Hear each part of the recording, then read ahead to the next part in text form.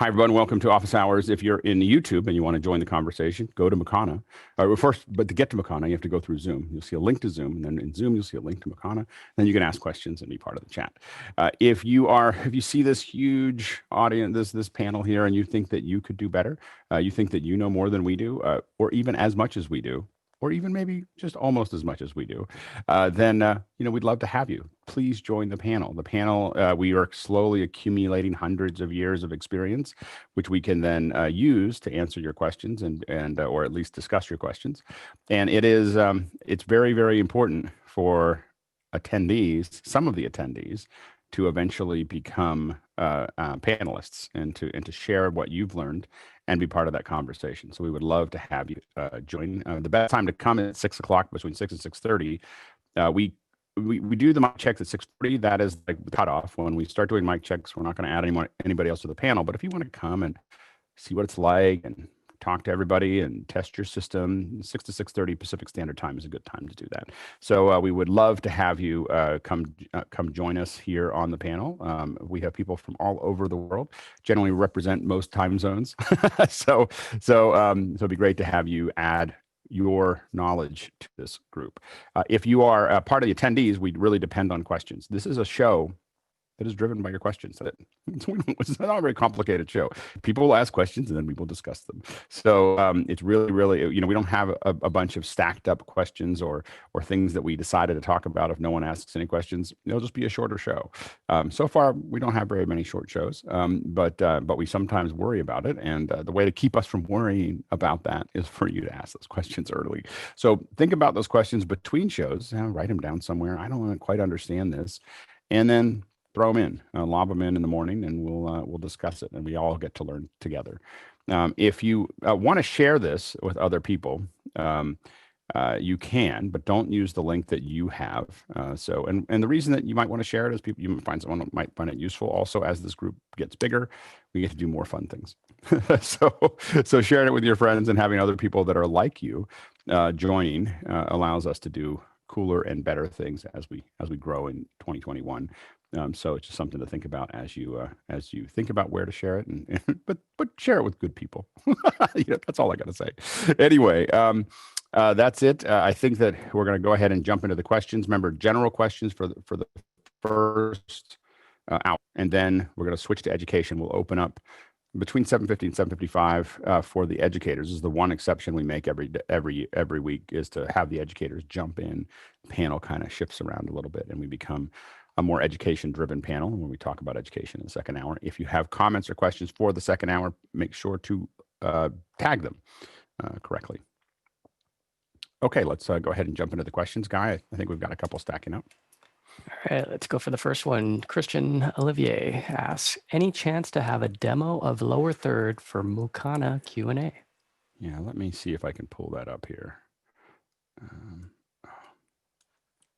It looks like it's been added to the back end.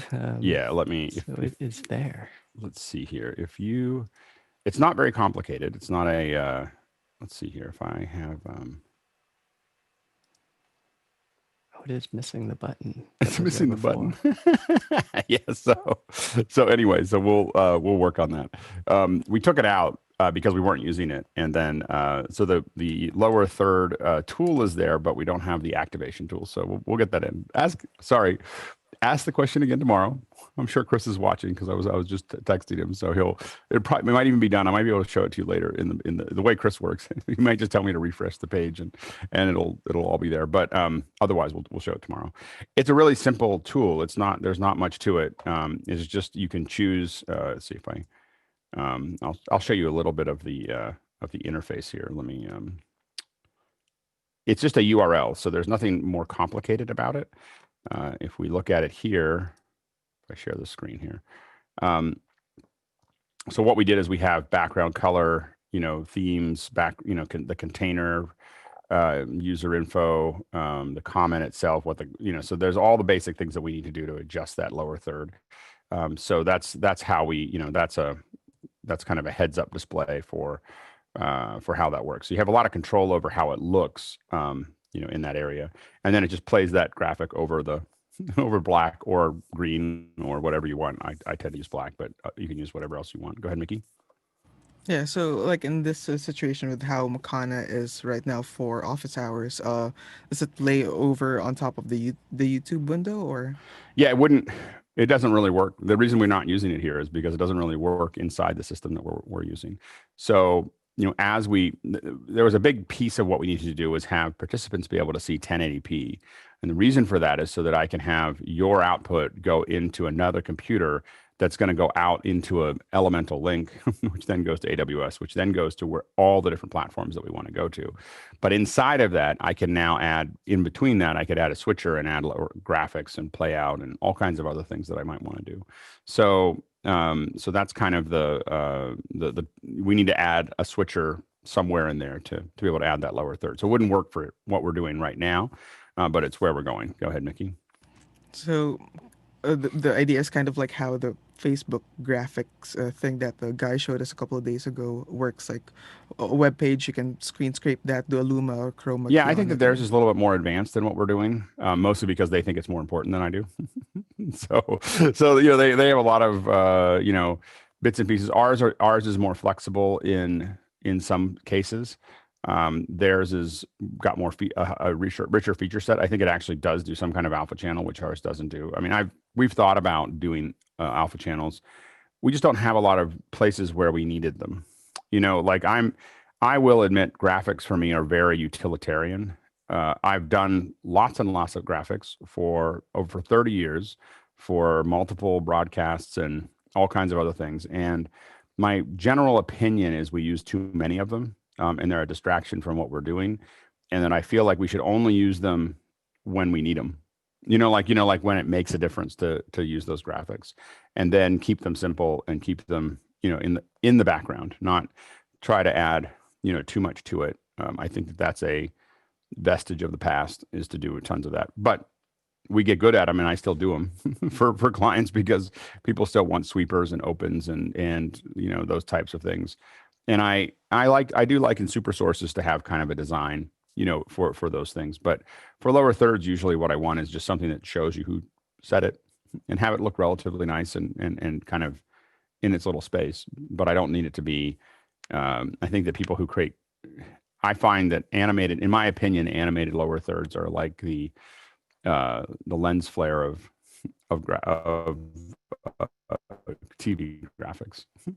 Like it just, I gotta animate lower thirds. It's to me, it just screams lens flare to me. Go ahead, Leland. Best example of what Alex is avoiding is to watch Indian or Pakistani television any day of the week.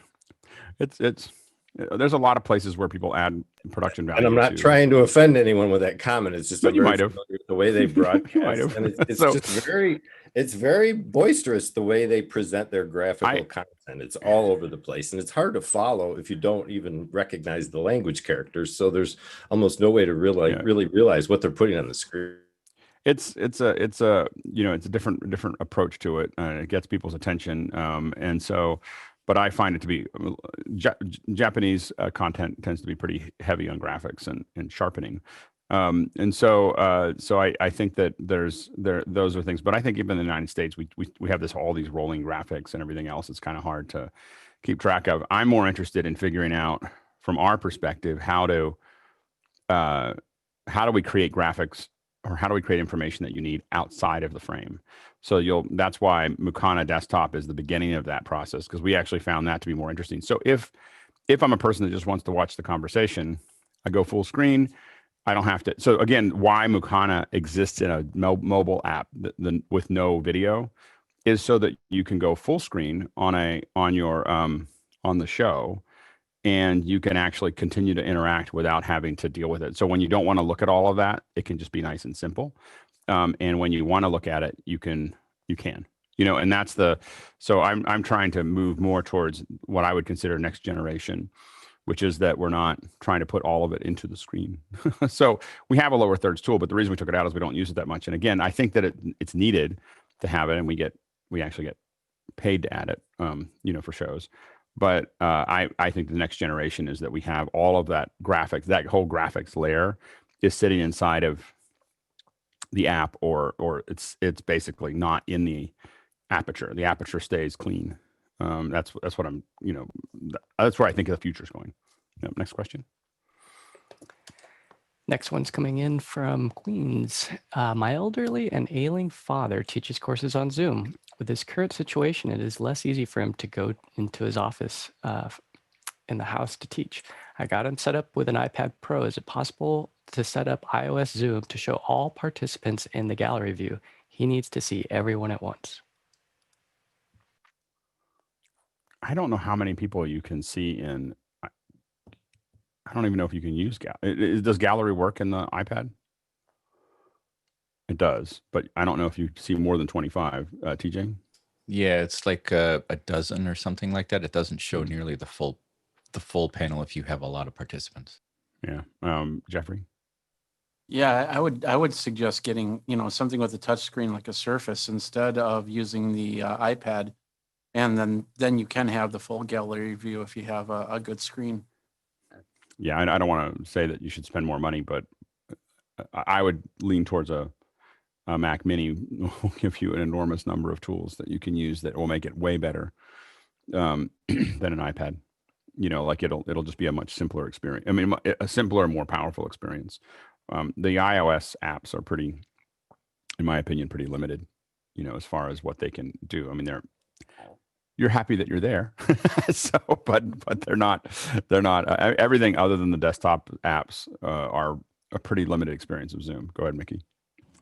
Yeah, on the iPad Mini, I get a 4x4 grid, so 16 people.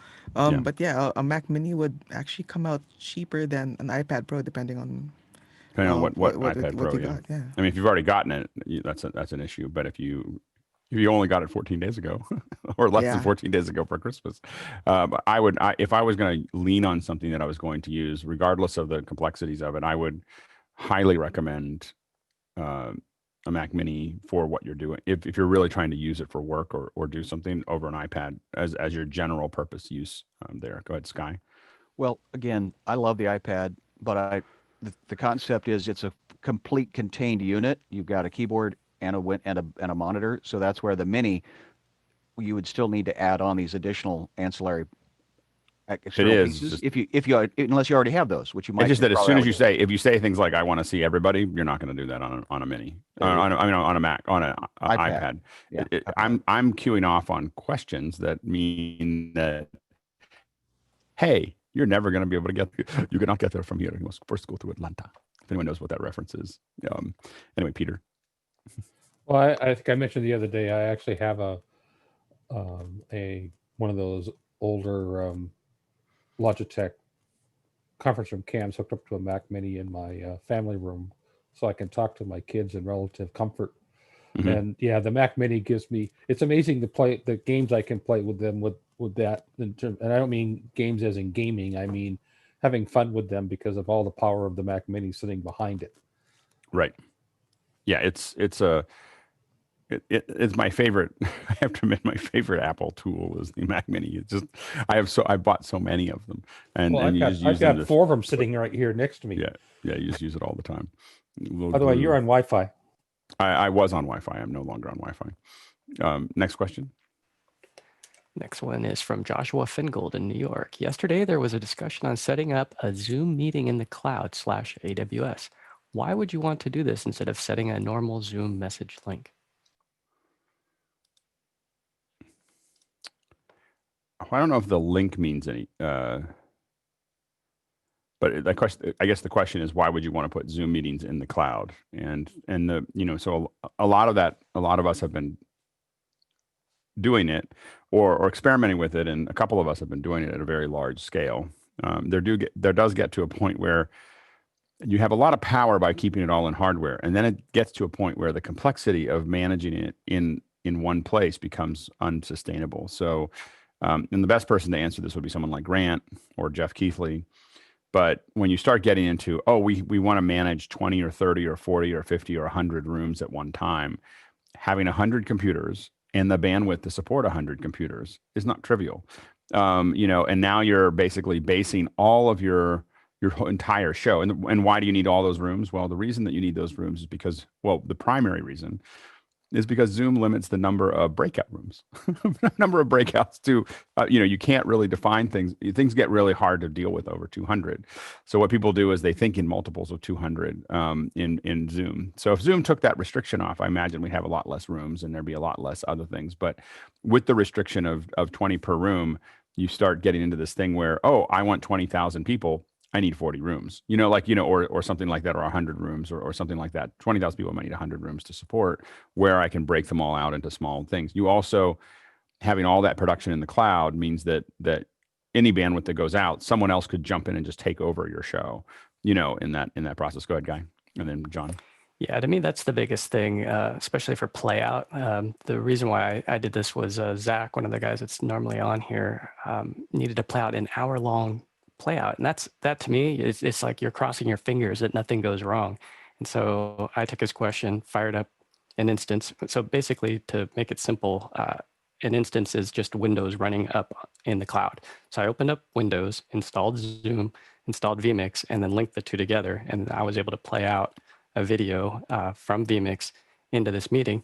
Now this meeting is super stable up there. I mean, if something goes wrong here at my house with my internet, my power, I just open up my cell phone and I can take over that meeting from my phone. So it's just this comfort level, I think, is one of the biggest things. So having this backup of, they're handling it. They got the bandwidth, they got the data center with the power. So why not use it? And it can be cheap. If there's free instances, I ran a free instance.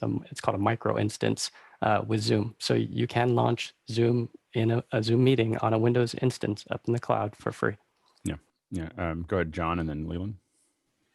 Yeah, something to keep in mind is that they support things called infrastructure as software, where you can script your entire infrastructure and run it and spin it up and spin it down within minutes. So this is a way that you can scale that you cannot scale with hardware. And it's also much cheaper to do it, as been pointed out. When you're only playing by the minute, you don't have to pay for power, cooling, thermals for hundreds of servers in some warehouse somewhere. Now you've got it all in the cloud, and it's running in a virtual template that you can spin up as you need. And you can even have it set to scale. If you start having more and more users, you can have it automatically adjust the size so that you can spin in more and more instances. Go ahead, Leland. And just to touch on Guy's comment regarding the cost, and it's really intensive when you start getting to the GPU necessity like vMix uses. But if you're just up there poking around on Windows and a build that you've done to test, it's very much free, and you can continue to use it as much as you need. Yeah, absolutely. And so I think that, again, I think I stated this before the show, but I think that most likely 30% of the shows that I work on will be totally in the cloud by the end of 2022. There are things that I'm doing. most of the shows I do right now are so complicated that I couldn't put them in the cloud. Like I literally can barely do them in hardware. So, the show I'm working on right now is going to $500,000 of hardware, and very complicated. It's a very complicated interaction between all of it. And so I couldn't put that in the cloud, but I definitely see the smaller events that we do that, to Guy's point, where I got a couple playbacks, and I got someone who wants to support it, and I want to have have it be basic, but be better than what you could do with just Zoom. Or build something that scales. I bid on a project that didn't go through, but again, what we were planning was basically 15,000 people in Zoom. But I want to have a show that's going to eventually go out to YouTube and satellite uplink and press pools and so on and so forth. And so to possibly another hundreds of thousands of people. But what I want to be able to do there was no way to do this not in the cloud. There's no, at 15,000 people, you have to build the rooms in the cloud. So at the moment, because of the way Zoom's structured. And so anyway, and we're going to talk more about that. I know Grant was in, and I think that I just have to talk to the other parties, but I think we're going to kind of do either later in January or early February. We're kind of leaning towards doing like a little mini conference that is talking about how to supersize Zoom specifically, or supersize virtual events, but it's really supersize Zoom. We're not going to, because I'm not a big fan of most of the other platforms as far as doing these kind of things. So we're really going to talk about how to cobble and do this kind of thing in more detail. Next question. Next one's coming out of New York with David Brady asking, when building out Zoom rooms, can anyone elaborate of the pros/cons of PC versus Mac? Note, looking at a triple head turnkey NUC for studio use. I don't think that there's a huge advantage one way or the other, to be honest. I mean, I don't think that we have 14 Dells, 1U Dells that we use right now that are Zoom rooms. I'm experimenting with the next set of them being Mac Minis, but I don't know if I think it's more of me wanting to see if they'll work as Mac Minis because I'm more comfortable on a Mac. so I don't think, I think it's more of a user choice than it is a. I don't think I'm gaining anything by using that. I mean, I don't think I'm gaining any advantage, other than the Mac Minis are a lot cheaper. So it's an odd thing to say my Mac is cheaper than my PC, but to get the same graphics performance and CPU performance, I can get a Mac Mini for $800 or a Dell for $2,200, and I can't find a PC that has the same performance as the Mini for this thing. Now the NUC may be plenty enough. What I need to look at for the NUCs and the smaller machines is really frame rate, like really minor frame rate issues, not major ones. I'm not totally sold that they'll support what I need at the resolution and the frame rate that I'm expecting. Go ahead, Courtney, and then Sky. I'm not sure what you were needing out of them, but I found that, these little NUCs, this is a B-Link, but there's several other brands that run, comes with a full copy of Windows Pro on it, and it's like $230. So you can buy 3 of these for the price of one Mac Mini, and it has 2 HDMI 4K outputs on it, gigabit Ethernet, 4 USB 3 slots. And what's the manufacturer of that? B-Link. And they also make them in i5s. This is a Celeron quad core. And I tried it. I have that playback software that'll playback multiple HD streams. And I fired, and it seemed to be handling 9 just fine. So I fired up a second instance of my player, and it handled 18 without dropping frames at the same time, playing back 18 files simultaneously, decoding H.264. So I'm sure it would handle a Zoom room. And I used this to run my session on office hours for one day last week, and it seemed to work fine. Didn't have any problems. And like I say, $200. This one was $200, and usually they're about $230 if you don't get the coupon. And they're metal. It's pretty well made. You can put a lot of them in a rack. Can you put a link in Mukana for it? Because I can't seem to find it. Sure. So, but I definitely want to test it. What I say that is I just haven't done what I call interrogating the signal, which is that we play a known signal out through Zoom. We look at it through the different set of computers, and then we do difference mapping back to figure out, am I getting every frame? How's the compression look? What is the compression doing? To interrogate it, to know, am I really getting everything that and are these mathematically the same, equal? And it very well could be, and if it does, then I'm at $230. I might use a lot of them, but the it'll be worthwhile to test out. That's for sure. I just haven't had time to test them to that level yet. And so, Sky, do you VPN into each of those systems, or you don't have full setups for each of them? Do you? For which one? Your rack of 14. No, those are all done. And there's somebody there. There's somebody there managing them with iPads. Well, not iPads, with little Samsung, control panel for each one of them. Wow. When we got them and set them up, it was before the web access was available. So we didn't, so we got these little $110 Samsung tablets for each one, which during pandemic was hard to find. Mickey? Yeah, I'm just curious with your interrogating the signal workflow. Do you have automated tools for that, or is it a full-on manual process? It's a manual process. Like it's the number one way that I interrogate compression is we've talked about it before, but what I do is I stream it out. I then grab the packets or the file. I put a time code into it so that I know exactly what frame I'm looking at. I then stream it out and then take it into Final Cut, and I take the original file and put it into Final Cut. I take the encoded file and I put it over top. I line up the time codes so that I'm on the same frames. And then I set the top layer to difference. And so when you do that, everything that's the same is black and everything that's different is white, or some version of that. And what you want when you watch it, you can very quickly, it's not a mathematical thing. You could make it math, but it's not a mathematical thing as much as you just watch it and you get to see what I will apologize to anyone that follows me down this path, because it will ruin the way you watch TV. I mean, it is like, this is the red pill. Like, I'm just letting you know that, you may want to continue, you may want to take the blue pill and you'll go back to your life and have it be normal.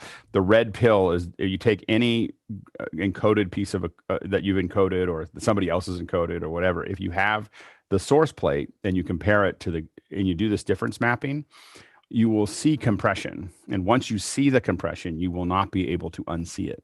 So you will, like, from then on, when you watch TV, you'll just see macro block, macro block, macro block, macro block. You'll just see it all over, and your eyes will start to look for where to look for it. Like, it really, makes it hard to watch, TV after that. So I'm just warning you, don't do it unless you have to. It really is. Don't take the red pill. And, why didn't we take the blue pill? Anyway, so all right, next question. Next one's coming in from John Pewitt. So when I'm recording audio for my YouTube channel, should I record it separately with my computer or plug into my camera? I'm using a Heil PR40 mic. I would depend on it. Yeah, go ahead, Mickey. Yeah, exactly. I think what you were about to say, Alex. And since John's here, what camera do you have, and what kind of inputs does it have? It's the Canon Vixia. It would be going in through an 1/8 inch jack. I would go through your Scarlett, because I would be confident in saying that the preamp on the Scarlett would be better than the Vixia's preamp.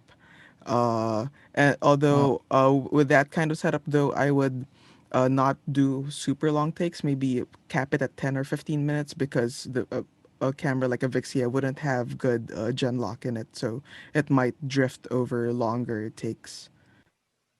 These are going to be 1 and 2 minutes most. Yeah, you should be fine. 5 at most. But I took the Scarlett out of the chain because it was giving me that clicking with Big Sur.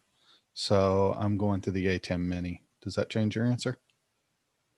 I would figure out how to get that Scarlett running. I'm sure, yeah, there is a way to get that running without the clicking. Okay. How are you getting the PR40 into the A10 Mini? Do a XLR to 1/8 inch. How does that sound? This is what I'm using right now. Okay, then it sounds good. I was like, so it's outside of my reality. So anyway, so generally when I do stuff, I try to record. I want to record everything separately, and I record in a camera for 2 reasons. One is it's easier to sync it back, and the other, if the camera's good enough, I keep it. Like if I think it's fine and I'm editing it, I'm not going to be particular within the use. But what I always like to do is have a separate recorder to record that. So it goes through that recorder. I record a clean version. I put the cleanest version I can into the camera. If the camera stands up on it, stands up for itself for the use that I'm doing. For a really high-end thing, I'm recording 32-bit float, and I know that I've got everything I need, and I'm always going to use that. For things that are run and gun or faster or whatever, I may get good clean signal into my camera and go, it's not worth for the speed in which I need to turn this over, it's not worth realigning an original track and dealing with that, because it's not going to make any significant difference. So it just depends on what you're doing. Go ahead, Jeffrey. Yeah, if you're using the A10 Mini, the cool thing about that is you can set up a microphone onto your camera and then record it through the channel, through the audio there, and then set up your PR40 through a mixer into the audio. And then you're just, especially if you have the ISO and record it that way, then it records all 4 cameras and then all the audio stems as well, and puts it in an audio folder. I would most likely, and I do all the time, is go through a mixer 99% of the time, unless I have a space issue or I'm on remote or something like that. Then I have a good camera microphone that runs through, and I use the Sony system, so my Sony wireless actually shoes into the system, so there's absolutely no wires going through into the camera. except through the shoe. Next question.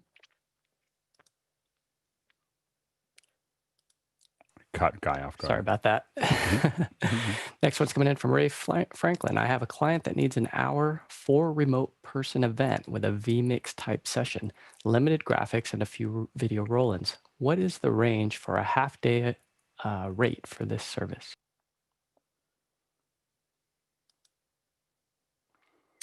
Well, I don't think of it as a half-day event. So I think of it as I have to prep prep 4 people. I will send them kits and prep them. Like I won't do the job if I can't do that. And so it'll be 4 people that I have to prep, and then there's a rehearsal the day before, typically, and then the day of the event. And I don't really think in half days. I think in whole days. Like it takes it takes time to get it set up, and it takes time to so it doesn't like I don't. How do you book, especially if I don't have them on? If they're not my staff, how do I book someone for half day? I just don't. Most people, at least where I work or the people I work with, some people we work for hours, and that's great. But rarely do we get to a point where a half day makes sense on someone who's not staff or you're not bringing in regularly. It's really hard to book that out. So I would think of it as, and typically for me, I'd have a connection person and an operator at minimum. And so I would have, I'm not going to get into the numbers, but I would have 2 people for 2 days, and I'd have a person for one more whole day to prep everybody, and then I'd have the cost of the kits. So my version would be expensive, like I mean, not expensive, but not $100. So go ahead, Leland. Can't hear you, Leland. Guess my keyboard mute isn't working like it was just a moment ago. I'm stunned. The fact that you use something other than the mouse over the thing and it didn't work. I mean, the number one reason that people can't are late to their audio is because they do something other than click on the mute button. Absolutely. I tried that space bar again. No, I think the big thing that we're looking at here, and I've totally lost my train of thought thanks to that, is the fact that where were we? You totally took me off track there, Alex. What was our conversation there a second ago? Seriously, I lost total. No, I'm just trying to set the pace that I will make fun of you if you're late on your mic. Like that's how it's going to go. The price, the hourly price to do a play out. Thank you. Yes, I look at half day as a misnomer because the people who come to me and look for half day rates are looking for a cut rate. They don't want to pay for the full day of service that I'm going to spend because they may need me from 12 to 4, but I'm going to start the day at 8 a.m. to get that project going. I'm probably not going to get home till 8 p.m. if I have to do it on a remote set. Well, so in that case, never charge a half a day for that. So we did when our DC facility did work on half day rates, but it did it because it was doing it at high volume. So at high volume, and those half day rates were very specific. It wasn't like 10 to 12. You have a half day rate between 1 o'clock and 5 o'clock, or 12 to or 8 o'clock to noon. In that half day, you cannot do it in the first 2 hours. The event can't start in the first 2 hours, and it has to end on the because the first 2 hours are us prepping it. It doesn't mean that that's the only thing, but the point is that because we could do 1 in the morning, 1 in the evening, 1 in the morning, 1 in the afternoon, and possibly 1 in the evening. You can stack it up and you can lower that client cost, but you have to have a full-time staff, and you have to have the volume to do that. If you're bringing in freelancers to do that, you can't. That's not sustainable. So you have to, if you can do it and you can get that volume up, it actually mechanically works really well. It means that the client pays less and you make more over time because you can make that work. But it's all a game of volume. Go ahead, Mickey. Yeah, still on the half day rates, like as you said, like Alex, if I'll only take half day rates if I am sure that I can book like other half days within another half day within that same day, right? Which would never happens. Yeah, that's the problem. So now go ahead, Roscoe. Yeah, Mickey. So Ray wants to know, what is the full day rate then? Because we've gone off on this half day thing.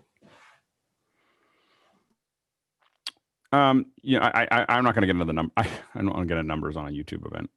So it's just, but that's how I'm calculating it. It'd be 4 people it's 4 or 2 people for 2 days. So 4 days total plus 1 day to prep. So you're talking about, 5 billable days plus whatever you're going to charge for the hardware. So that's the math. That's the core math. Where you are in the world and what you charge for it, and what makes sense for you is up to you. But those are the core variables that I would be looking at and that would be a fairly simple event. Most of my events are 4 or 5 people to manage it at least on the day of the event. Go ahead, Guy. Yeah, Mickey's in the same freelance sound mixers group that I'm in, and a lot of those guys just say there are no half-day rates, because you book that out, and another gig comes up, you're hosed. You're missing now full day work because you took a half day. So a lot of those guys just say no, especially because the gear investment. If you're working your gear, it needs to be paid for. So most of those guys are in the $1,000 a day or so with gear. Does that sound about right, Mickey? So I'd say that's a good starting point, right? Yeah, depends on the complexity of the show, but around there. Yep. Jeffrey. For me, if a half day comes out, I do a full rate. But I also offer other things such as social media posting and anything like this. And of course, this really depends on if we're talking like a 1 hour live stream for somebody's YouTube, or if we're talking something that's going to be more high profile, that's actually going to get views. Right. No, go ahead, Sky. Well, the back to the baker's dozen thing, and to Jeffrey's add-on concepts, I guess how do we not give away the farm, but at the same time give value add? And so that's where the baker's dozen mentality comes in. You give 13 to 12. So we're constantly trying to figure out the same thing. I tend to come in pretty heavy, as far as what the numbers are going to be, but then I add as much value as I can. So I do a lot of things. If I can add other things, or I can make things, I don't try to nickel and dime so there's 2 different ways of approaching it. One is to come in lean, and then itemize everything that they add on to. Another one is to come in heavy and just kind of include it. What I find is that for most of my clients, it's less stressful for me to come in heavy, them to get it approved, and once it's approved, they don't have to keep changing it. And we keep on adding them. Huge corporate clients versus the small mom and pop shops, right? It's been a mix of it, but in general, I still find, there's definitely a certain size that I probably don't interact with that much, but I would say that size is really hard to work with in general. It's a hard life. The thing that I would say is that it's easier, in my opinion, it's easier to come up with a number that is hard to swallow at first, and then really nice to work inside of, that we just keep on adding whatever we need to add. And we've done a lot of things where I've just decided I don't have it. Like I had one event in Chicago, and we looked at the lens on the back of the room, and I made a personal decision, that a 75 to 300 zoom or whatever at 75 feet was too wide. I'm not going to get close-ups. It's really important. Individuals are going to be up there, and I'm not going to get the close-ups. I had a person in Portland. The only place we could find a 50 to 1,000 millimeter Canon lens, PL lens for the Blackmagic camera was in Portland. All the rest of them in the country were rented out. I rented that one.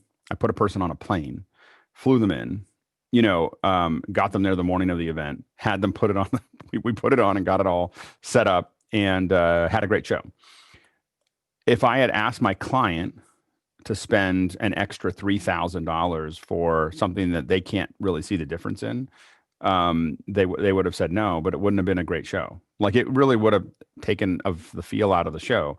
So what I like to do is make sure I come in heavy, and then I do that's just one example in that one show where we just do whatever needs to get done to get it done. And some shows I take a very small margin because I did a lot of that, and some I don't do as much because we were ahead of it, but I like to be the one that makes that decision. You put a contingency line item in your spreadsheet? Most of our clients don't like them. They usually get taken out. So I put them in, but they get taken out. Like they just, so it's easier just to, I keep on putting contingency in, but they don't want to spend the contingency. So it's been so we just kind of make sure that it covers our costs when we go in, knowing what it's going to take. And we tend to be pretty conservative about it because, again, what we try to avoid is having that number change. In corporations, changing numbers is a problem. And with smaller clients, the real issue is that they don't have the money to do it again. I mean, they're just not going. They're just going to say no, to most of those things. And it is the advantage that when I owned a big warehouse, one of the big advantages is that there were a lot of things that I just wouldn't charge them for because I had it all. Like me bringing a backup for everything, or an extra switcher, or an extra camera, or 5 extra cameras, and a bunch of extra cables. When you own it all, you can be very flexible about how you interact with that, and you can give them way more than what they paid for, and just kind of, if it's not being used somewhere else, you just apply it. Go ahead, Stephen. Yeah, on the corporate side, you put in a thing, it goes through finance, and your vendor comes back in $200 over that number. Yeah. Now you have a half-hour lecture about managing your vendors from the guy in finance. You don't want to do that. Yeah, exactly. Yep. Next question. Next one's coming in from Ray Franklin. What experience have you had with StreamYard? Other than experimenting with it, I haven't had very much. Go ahead, Sky. I've really enjoyed it. I've been able to be very flexible with it. Again, I would love to have the whole vMix or OBS or a full system in place, but we're doing shows on it. It goes up cleanly. It's very simple for people to dial into. Now it is limited to 10, but then I can spit it out to no less than 3 sources for a very, very reasonable price. So it's just it's a good tool for what it is. Yeah, absolutely. Leland? Yeah, I've been kind of involved somewhat with these kind of platforms since they started years ago. And the guys over there who are Gage, and I believe it's Daniel or David who are running the show, did a fantastic job of coding that site. So if anything, it's probably one of the most stable on the market right now. It has the best feature set available for most, plus it multicasts to several locations at a time. I haven't had any complaints, but the big thing is the community. So if you're going to use StreamYard, make sure you connect with that community. It's huge, it's very helpful, and the people there are fantastic. I've known most of them for a good period of over 5 years, and they're always there to help. So and check it out. Rachel/Beauty Bubble is a great support also. Oh, yeah. Everybody's there. Next question. Next one's coming in from Christian. On the Facebook Portal Plus, can you take an incoming call without having to touch the device/screen? By voice, maybe, for people who cannot stand up, walk easily. Anyone know? Did we get stumped? Seems like a simple question. A lot of people have portals here, but I don't know. I don't believe that you can. I think it'll just ring and ring and ring. If I had that and I hadn't bought if I had that dilemma and I hadn't bought one yet, I would be looking at the new Amazon Echo 10 show that hasn't shipped yet. It has the ability to follow, and you can do drop-in calls. So when you do a drop-in, that one will blur the camera for about 10 seconds, and then it'll connect. So you don't need permission on the far side to have it auto answer. Right. I go Jeffrey and then Victor. Yeah, I don't think Facebook has any type of voice activation AI ability to it. I've never seen anything, and I can definitely check on that in the next 24 hours. So having capability and exposing that capability are 2 different things. Anyway, so Victor, go ahead. On the TV one, for sure you can do it. Just say, "Hey, Portal, answer." So I would have somebody call you and try saying, "Hey, Portal, answer." Yeah. Go ahead, Paul, real quick.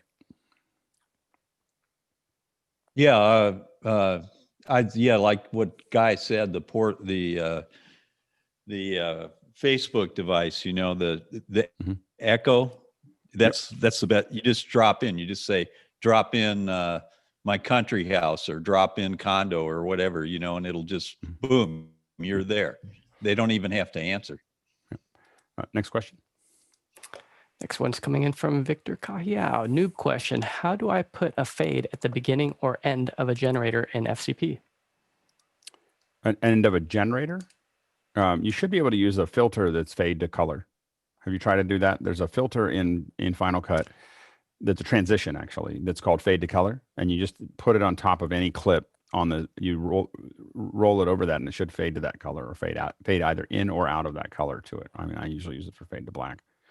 I actually figured this out earlier, but I left the question in because somebody else might not know how. And yes, I didn't know you had to drop it right in the center of the generator, but I'm a new about this, so I'll learn. No, it's good. No, that's perfect. It's a good question. Yeah, absolutely. Next question. Next question's from Charles Silverman. Are there higher quality alternatives to Zoom for recording / filming remote interviews? Oh yeah.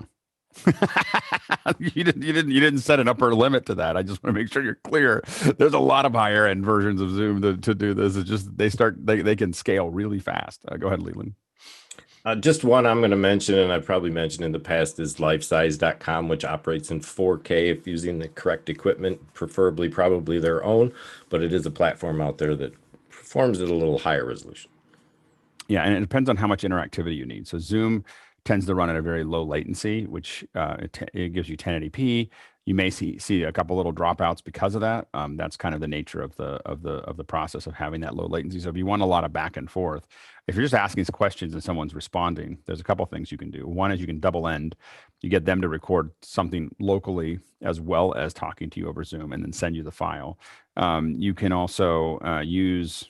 There's a tool on the iPhone, and I just can't think of it right now, that is the really high end version. It's like $5,000 a month or something like that. Is it called Film Reel, or is it Real? We've threatened to use it for. Sorry, Open Reel. Oh, Open. You keep on muting and unmuting.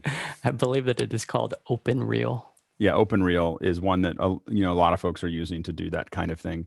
Then you get into satellite and fiber, and you can definitely get super low latency at up to 4K at full resolution over the internet. It just costs a lot of money, thousands of dollars. Go ahead, TJ.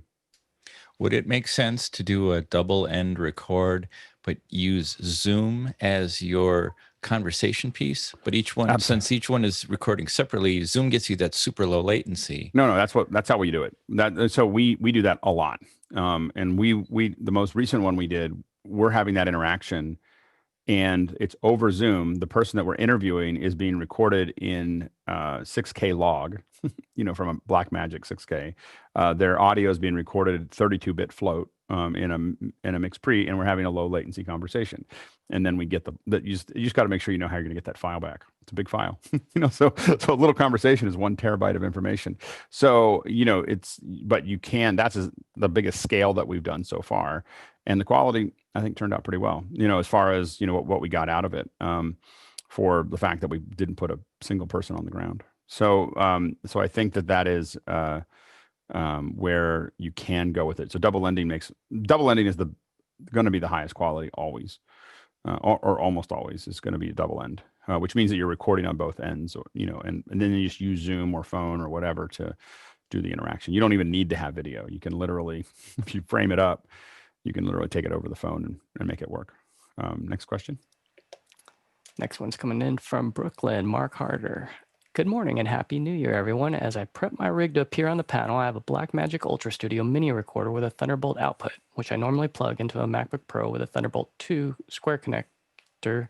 Can I just get a Thunderbolt 2 to USB cable?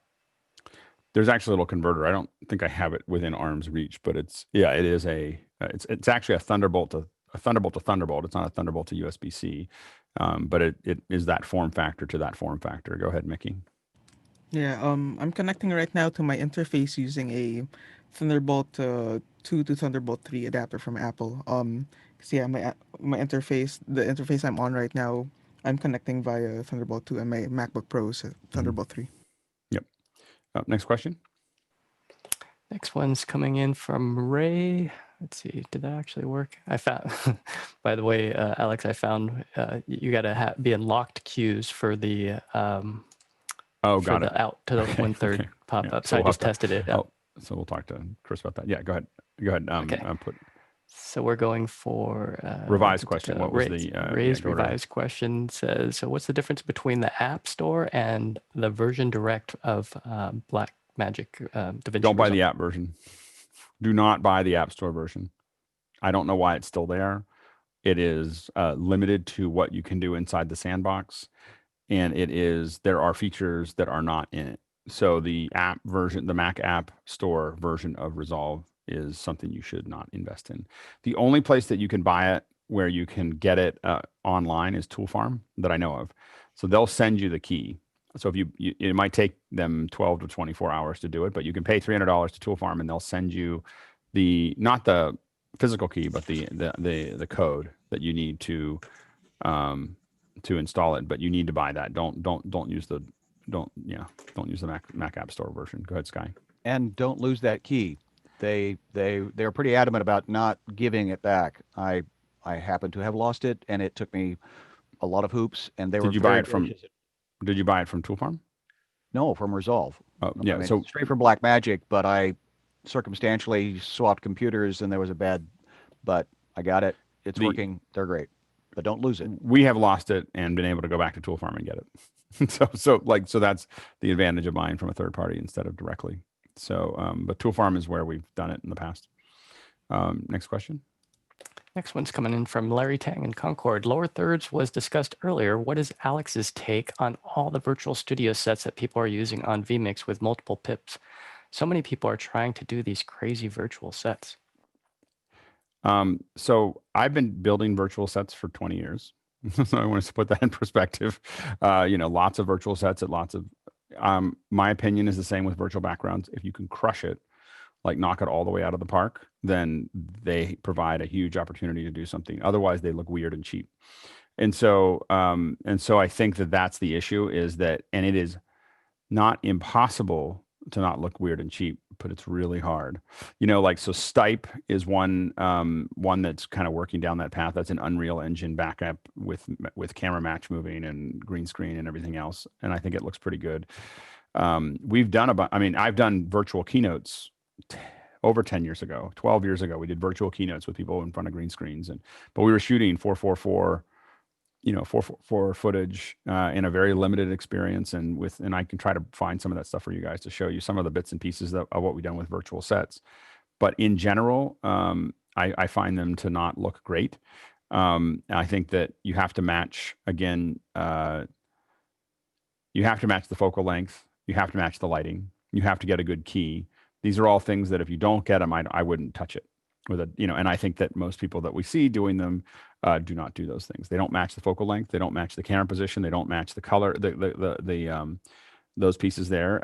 They don't, Leland's got something up there and it looks fine, but I can tell that it's CG. It's not like when I look at it, and if I can tell that it's CG, the key's okay. The key's horrible actually. Look, if you look over your shoulder, you can see this is a good example of why you don't want to do that.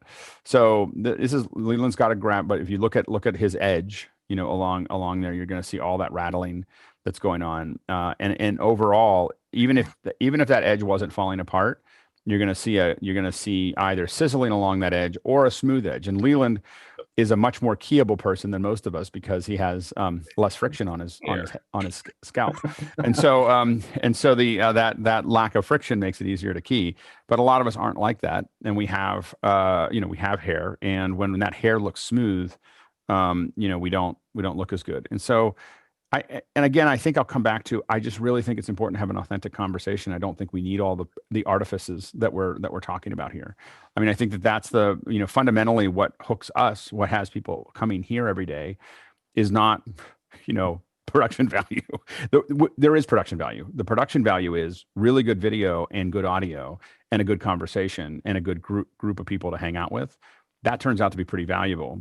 All the other smoke and mirrors, it's just a sugar high, in my opinion. And so I think that we need to be thinking about having great conversations, and we just didn't feel like it. Again, there's another question coming about Inscopix, and I'm happy to break that down. They gave me the okay to break it down. So, we can talk through that, but what you didn't see there was a lot of smoke and mirrors. I mean, there's some graphics to make it look a little nicer and a little bit more branded, but there's not like I don't think there's any virtual backgrounds, and I think we had to talk a couple people out of them, and so anyway, so I think that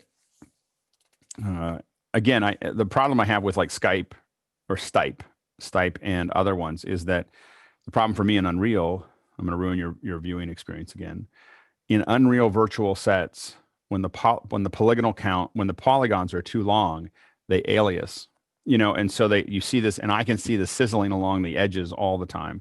CBS football is using a real-time renderer, and when they roll in, there's aliasing on their 3D graphic, drives me crazy every time I see it. You know, I'm just like, really? Like, you're a broadcast company. Like, why did you do that? And so anti-aliasing is a real problem right now in real time 3D sets that I think we have to kind of take into account. But it's also, you know, when I built modular. I moved from virtual sets to modular sets, and those are sets that we can flip in a couple hours, all put together with magnets. Anyway, but it allowed us to pull things. Non-tooling modular sets are way better than virtual sets in general. Someday are we going to use them? Absolutely, but I'm not.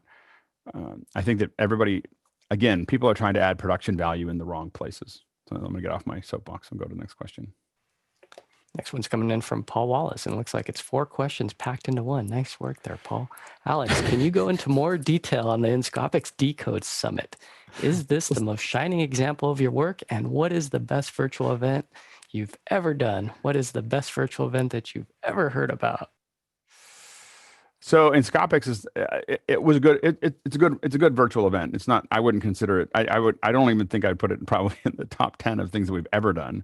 But for the budget, it was probably one of the best ones. The budget was relatively calm compared to some of the other ones that we've done. I think that. I mean, there's a bunch of virtual events that we've done that I would consider. We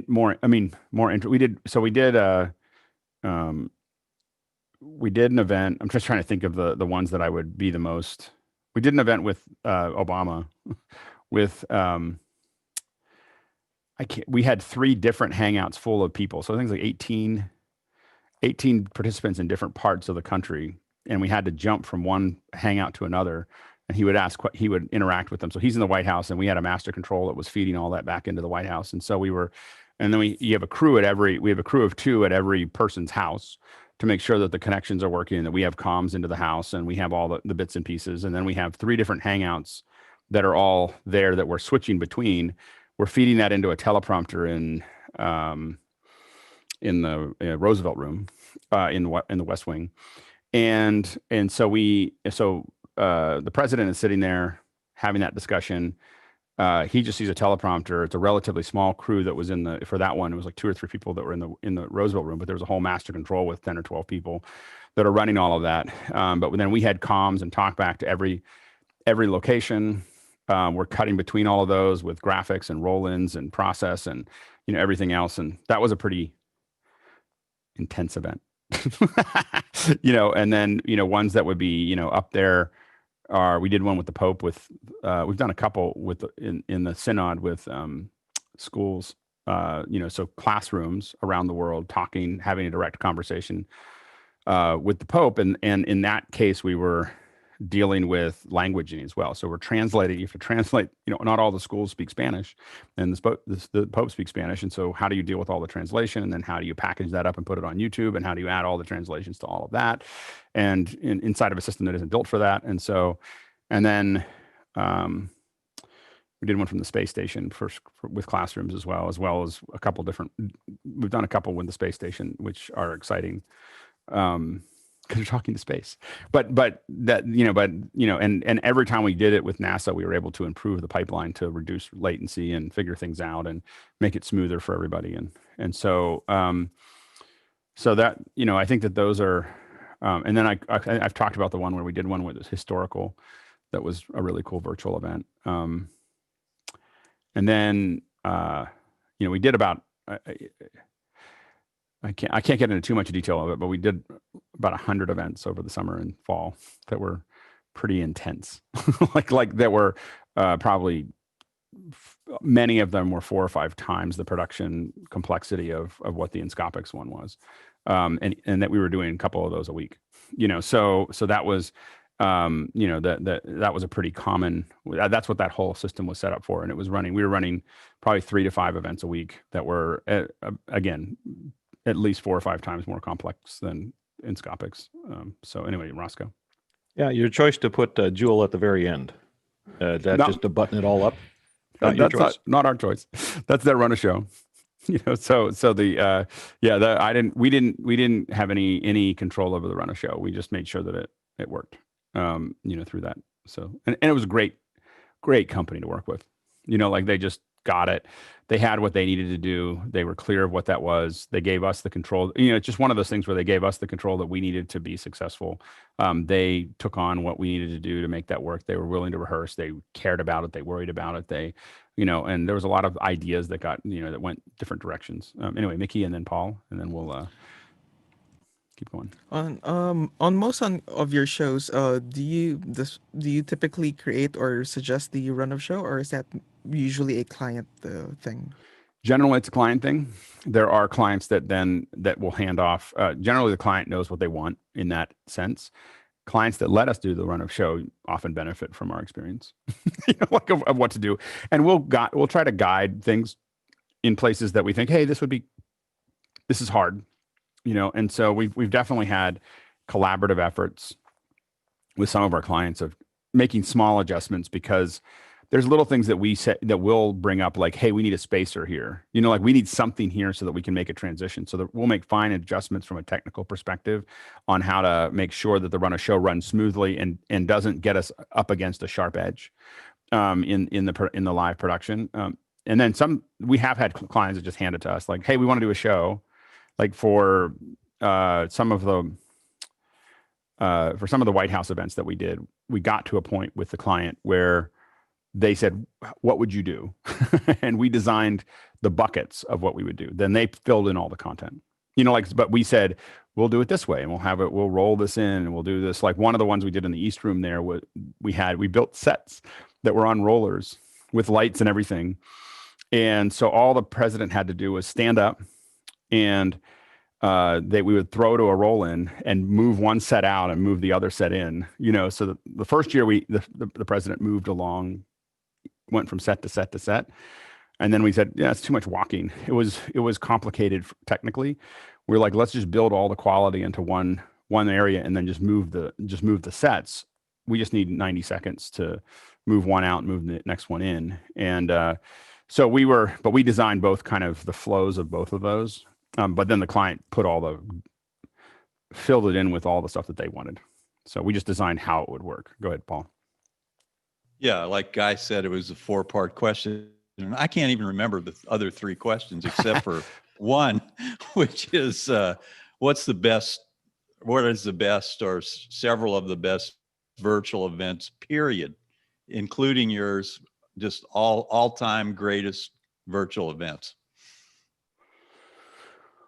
I need to think about that one for a little while. I'm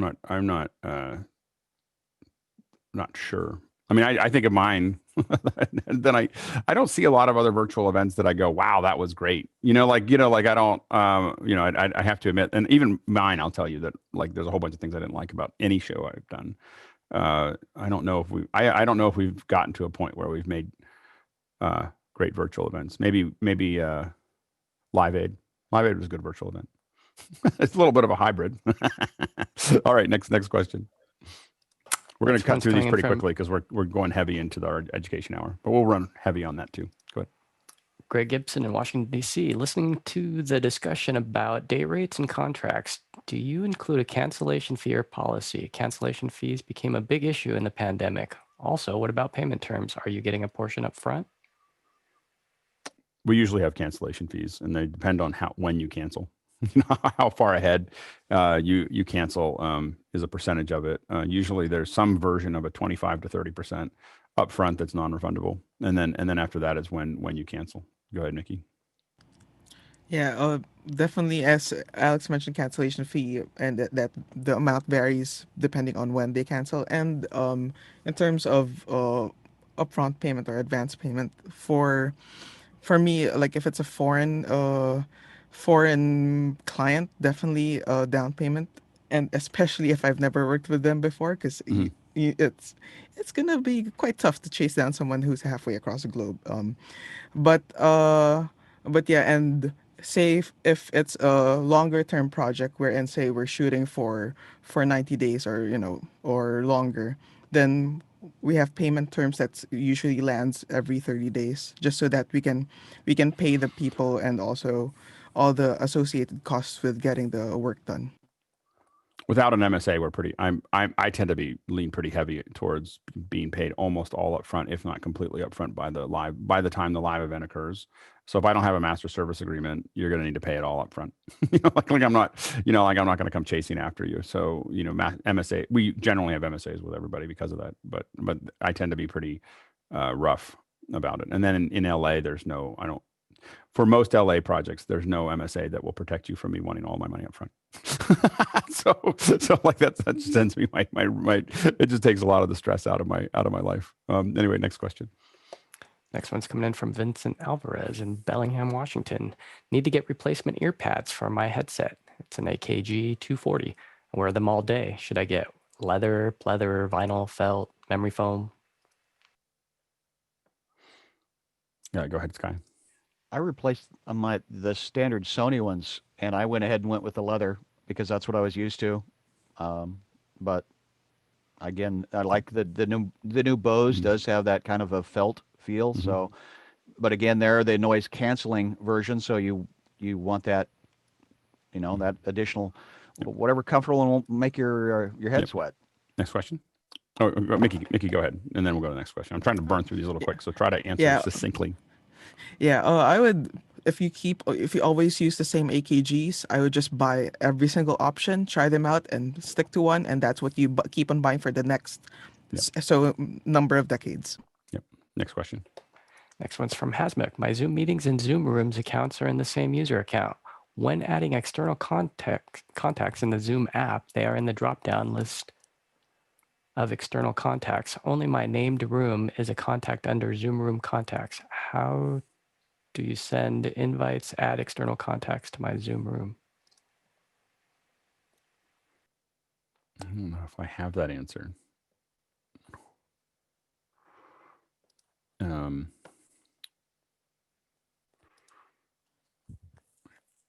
don't know if it's a behavior I don't think I've done. Like I don't know if I've done. Yeah, sorry about that. I don't think I have. I don't think anybody here's done that. Go ahead, Hosma, real quick. If you go into the Zoom app and the contacts, you got all the different contact types, and externally is one of them, and then you got Zoom rooms. So the only contact is your actual Zoom room. You can't add any other external contacts. So when you're firing up your room, just figuring out how to invite listed contacts that you may have. We send out a link. Like we send people that we want to bring in. I think that's why I'm not as familiar with it, is we don't invite anybody from a Zoom room. Like, I mean, that's the way I do it, is we find that links are easier to send out. Or even a meeting, I think talking to Guy, I think we got into a process of creating a meeting that the Zoom room joins, and then other people join that too. But we don't, but it was easier than managing the room as well, because it could be persistent. Next question. Next one's coming in from Leland. Is anyone using the KiloView E2 NDI H.264 encoder and tried recording content onto USB fobs sticks?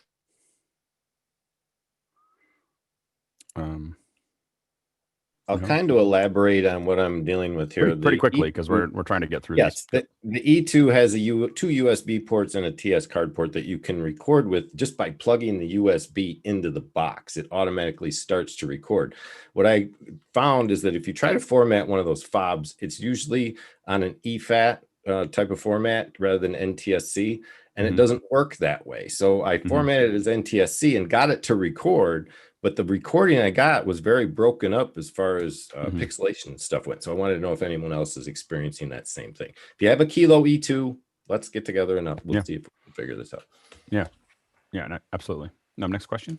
Next one's coming in from Jonas Dettel. Alex, when you talk about providing info out of the video, do you imagine it like, for example, Amazon Prime does it, where you can see each actor and music that is on the screen?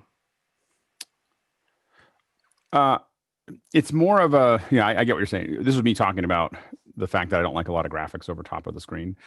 It's not that I never want graphics. I just want to make sure that the graphics are really important to have up there. I'm mostly thinking about lower thirds, like this is who you're watching, this is who's talking, this is extra information that you might want to have. I think that there is an opportunity to saturate someone's experience using multiple inputs. I think that we're not taking advantage of that opportunity just yet. So, what I mean by that is, like, for instance, chat and Q&A, and we're doing it in a very rough way. Like what Mukana does right now is a very rudimentary version of that, but it massively changes the average view time. Just having chat and having it exposed. So a lot of people say, hey, can you concatenate all of that for the desktop version? But it turns out exposing all of it actually keeps people watching longer, because what happens is that when we're slow, when someone's trying to figure out how to use the space bar, and when other people are doing stuff, people look around at the chat function, they look at the questions, they're voting on things. What we're not doing yet is giving you extra links, like, hey, we're talking about this, and what if a bunch of links start showing? You see a little bit of the chat, but what if links started showing up in the, in a feed where you can open those things up, and they, and it all kind of feeds in, and there's a lot of other things that could be done. There could be extra animations, there could be all kinds of things that are being added to it that are outside of a, an old-fashioned video feed. And I think that's the right now, the way we fix that in general is we play games, and my daughter mostly plays Minecraft. I play Kingdom Rush while we're watching a TV show, because the TV show is too slow.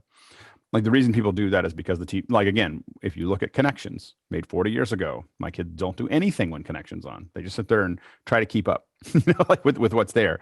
That gives you a sense of saturating the pipe in a way that classes and seminars and even broadcast TV doesn't do very well. Go ahead, Courtney. Yeah, the beauty of the Amazon thing is, I think they call it X-ray, is when you stop, nothing's on the screen unless you hit the button or pause it and ask for it. And then it will pop up, and it's context aware. If you're watching a 2-hour movie, it'll pop up the actors that are in the scene that was where you paused, and the name of the music that was playing. And, it's very data rich and context aware to whatever point in time you paused, which is, somebody must go in and program that by time codes. Oh, yeah. Amazing. Yeah, no, absolutely. It's like pop-up video. Yeah, and I think that you could add a lot to it. One of the things that I want to do tomorrow night, and I'm going to change the thing for tomorrow to let everybody know, is we're going to go ahead and try the Netflix party tomorrow night. So tomorrow evening at 7:00, I'm gonna go ahead and do it won't be Netflix video, it'll be Disney Plus, because Disney Plus is running. I want to see if Disney Plus will work. I want to see how many people can jump in. So 7:00 on Sunday night, Pacific Standard, what we're going to do is I'm going to start a movie or a show. I'm going to invite all of you to, I got to figure out how to do that. The problem is getting the link out to it. So we'll probably all have to be in Discord or something so I can post the link to it. I'll figure that out in the next day. That's what's been delaying it, is me figuring out how I'm going to give you the link. But, oh, I'm sorry. Yeah, we'll do it in Mukana, because it'll be in the link in Mukana, because we'll all jump into Mukana. We'll open a Zoom room. We're all going to discuss it. So people who want to discuss it can. We're all going to watch it. It's a second screen experience. So a second ear experience. So we'll be talking about a movie and asking questions and talking through it. Now, I'm not going to bring any special guests in. It's just going to be us talking about some movie that we want to watch. The goal there is that is kind of the second screen thing where we're going to, and now I can stop it too. I mean, I can stop that playback and it'll stop your playhead. And so we can kind of, they have their own chat, but it's kind of worthless. And so, so we'll do it in Mukana with a Zoom room. And you're still playing it locally on yours. We're not streaming it through Zoom. We're not streaming it through anything else to manage copyright and to not break any rules. You're still playing it on your end. You're playing the video on your screen, on your iPad, on your whatever. The only thing that's happening in Zoom is we're talking about it. And in Mukana, you can ask questions about it or make comments about it or whatever. So we're all experiencing the event together, but it's kind of mystery. It's truly mystery science theater, like it is at a scale. Like we can talk about, watch a movie and talk about it, and we can talk about the content of it. We can talk about the production of it. We can talk about, now my goal is that, to be totally transparent, my goal is to get to a point where we get good at it. We figure out how it works. And then we invite first my friends who have worked on a lot of movies to join us to talk about the movie, and then people we don't know that are worked on movies and to do that. And so, but that gets into the idea where the context of the movie doesn't get boring, because there's a whole bunch of other conversations going on while we're watching it. But we're much more engaged, I think. Courtney? So you do have to be a Disney Plus subscriber then to participate tomorrow night. In this one. Yep. In this one. And we'll play around with Disney Plus and Netflix and everything else. But the Disney Plus one opens up like all the Marvel, Star Wars, everything, movies that we might want to watch. Go ahead, Sky. Just listening to your aspect of concept, and there's a reason a movie's only 90 minutes is because their physical backside can only take so long.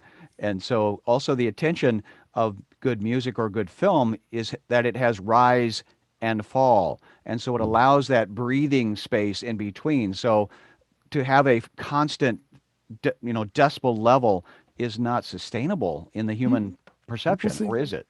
We'll see. So you're all going to be part of it. Next question. Sorry, we're running a little heavy on the education, but I just want to finish. We were almost there. Best cable Sam making Green kit. would ask, what is the best cable making kit? I don't know. I don't. You'd have to ask that question again tomorrow, but ask it about what. There's not a cable making kit. There's a XLR cable. What you need for XLRs versus SDI versus fiber versus Ethernet versus all those things. And so you have to tell us what cable you're trying to make. Next question. Wrapping it up with Ernest Floyd. I will be putting together a number of 10 to 20 participant Zoom meetings this year. I would like to sharpen up my Zoom skills and was thinking of setting up 10 virtual machines in AWS with 10 separate accounts as a learning lab. What do you recommend? To do that. Do it, come up here with questions. Remember that we're going to talk more and more about, especially virtual, but we're going to talk more and more about Zoom on Mondays. So Mondays are a good day to come and be part of the conversation. Go ahead, Mickey. Yeah, I would also recommend post on Discord and tell people, hey, anyone want to jump in the room, and you'll easily get more than 10 people to experiment with. It's been like the only way we got our kits off the ground this year was through members of office hours. I would put something up inside of Discord like, hey, I need some folks to jump in, and we'd always get 5 or 6 or 10 people that would jump in and allowed us. And I'm very appreciative to the folks who jumped in, because as some of you noticed, that when we first started, the audio wasn't working and the video wasn't working, and we couldn't talk to you, or things would be broken. And so having a technical group of people who are understanding of the process and understanding that things could be complicated is super powerful. Like, it's not just that you're getting 10 random people, it's that you're getting people who are there to help you be successful, and are there to tell you when things aren't working. They're not going to be nice and tell you that everything's working when it's not. And they're also not going to be like, I can't believe this isn't working. So they're the nice, the office hours community is a pretty good one. If you're an educator and you haven't already raised your hand and jumped in, please go ahead and raise your hand, and we'll bring you in. And then we're going to do a quick mic check-in. And then, and we don't have any comments or questions right now. So it's one of the reasons when we run heavy, it's oftentimes because we don't see a lot on the other side of the hill. So if you have specific comments or questions about education, one of the things that we will be talking about is what you want to see in this hour over 2021. So we'll just start with that open discussion. And so this is one of the places where you can actually have you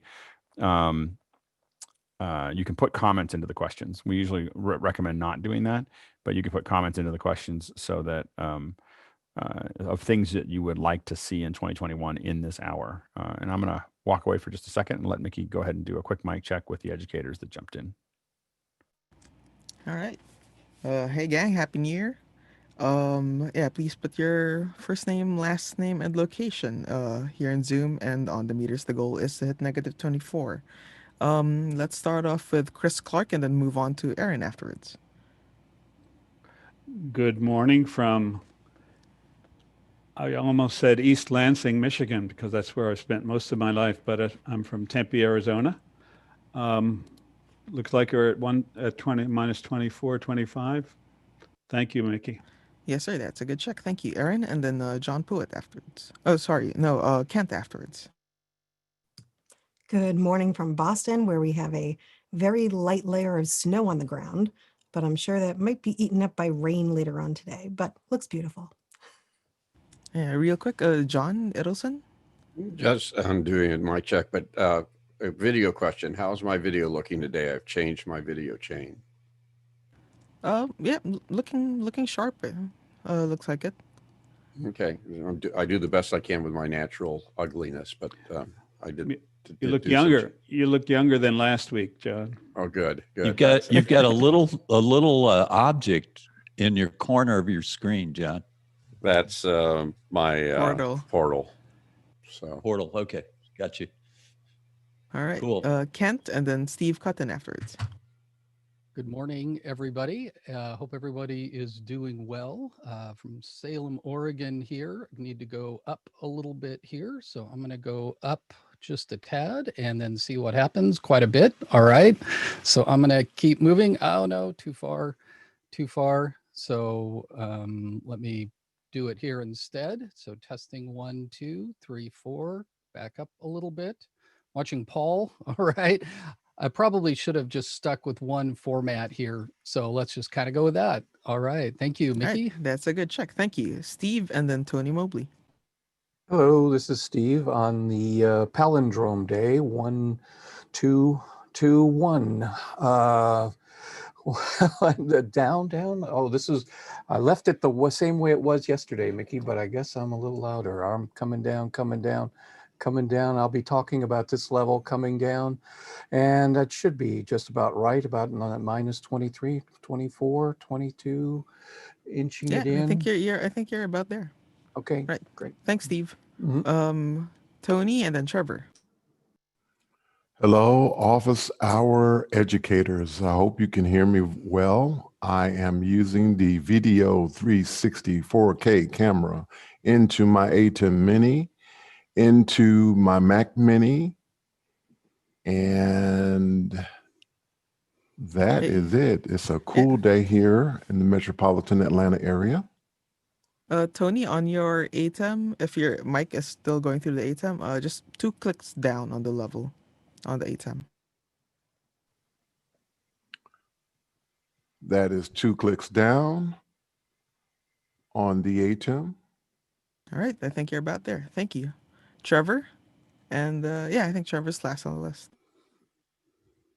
Good morning, everyone. Hopefully, it looks like I'm a little bit quiet today. Trying out a new mic, so that's going down even more. A lot more gain. How is that doing? Getting better. Hopefully, everyone had a nice holiday, and I went too far.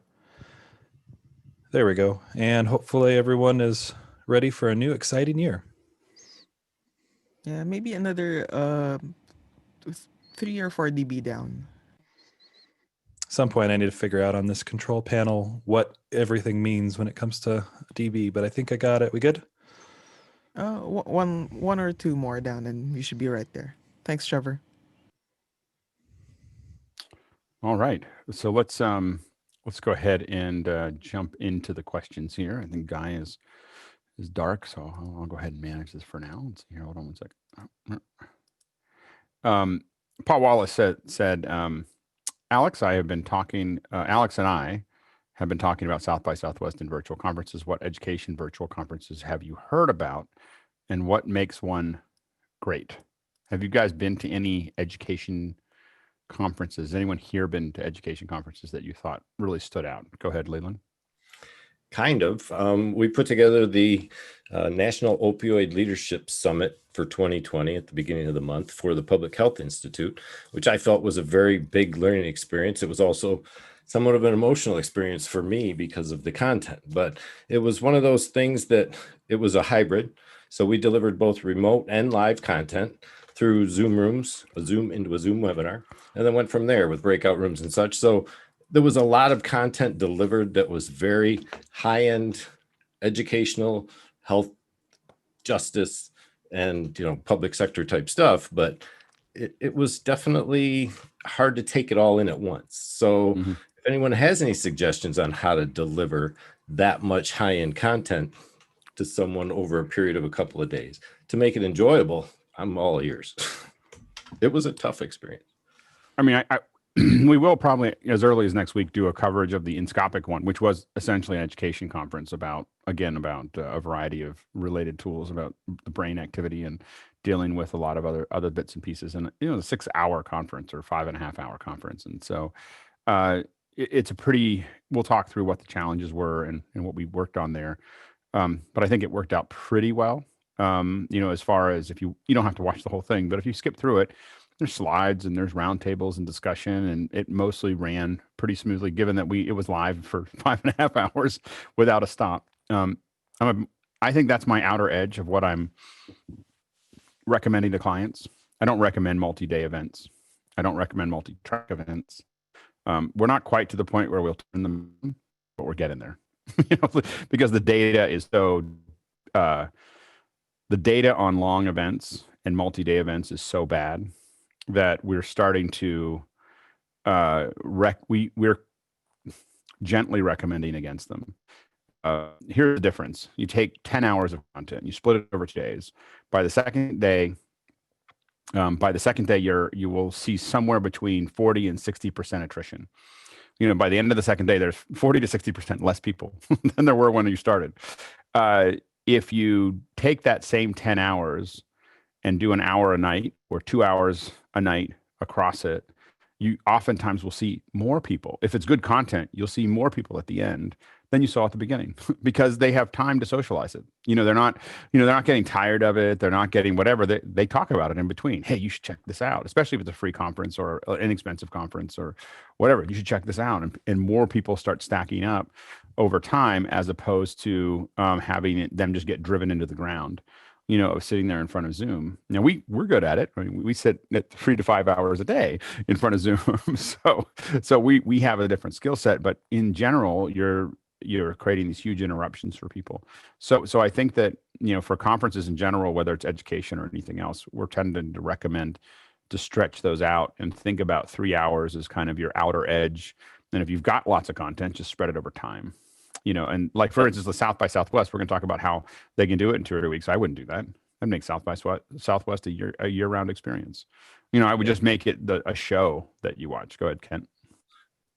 Yeah, I was just going to mention that too. Really, the only conference I usually go to happens in November around, like the week before Thanksgiving. And they tried to do it the same way. And there's usually a few thousand people at this conference.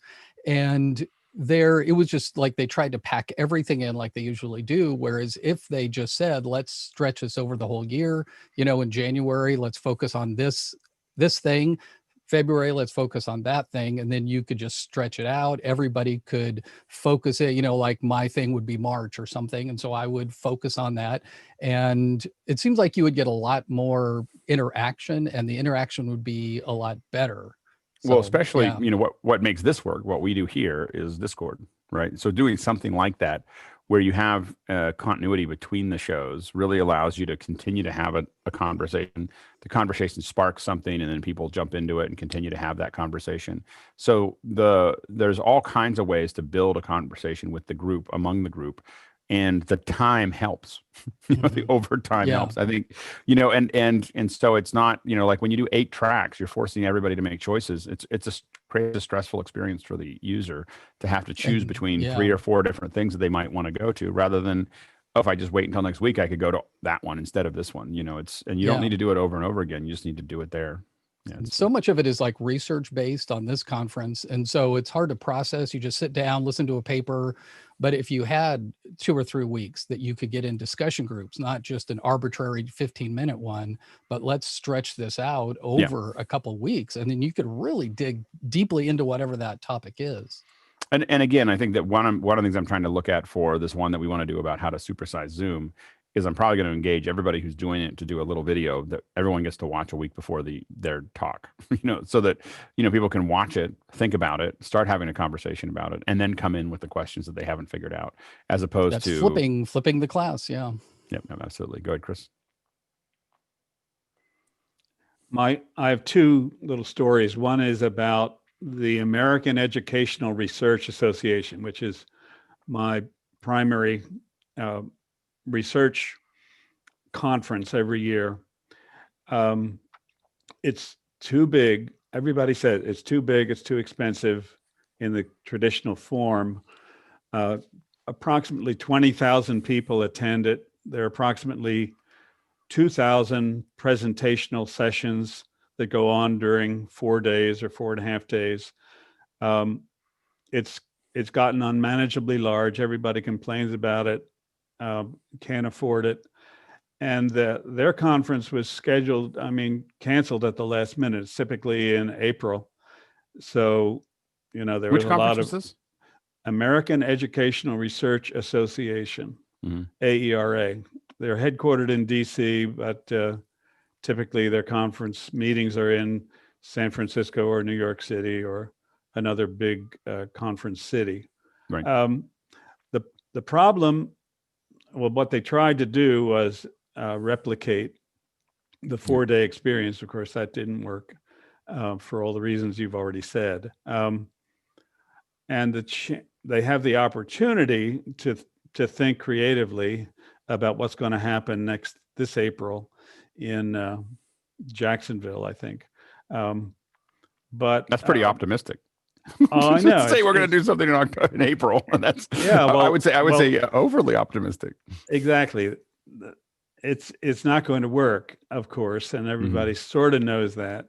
But the problem is that the organization itself depends on the revenue and the hotels depend on the revenue, and you need to reserve those hotels or contract with those hotels a year or two in advance. So it's all entangled with, we've lost the reason for having a conference at all, which is to exchange information and connect with your network of fellow researchers. Right. And it's become sort of like the problem of universities, which is we have to have people show up in person because our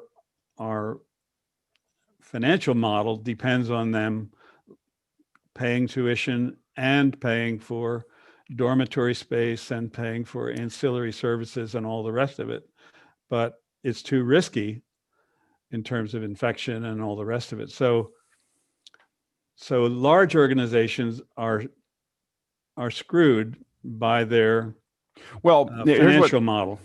To atomize this, I've actually thought about what you're talking about a fair bit, because a lot of the different conferences that we work with, almost everybody that got creative over the last decade about how to finance this is where, like for instance, the problem with sending kids back to school right now to get back to education is because we're using them as daycare.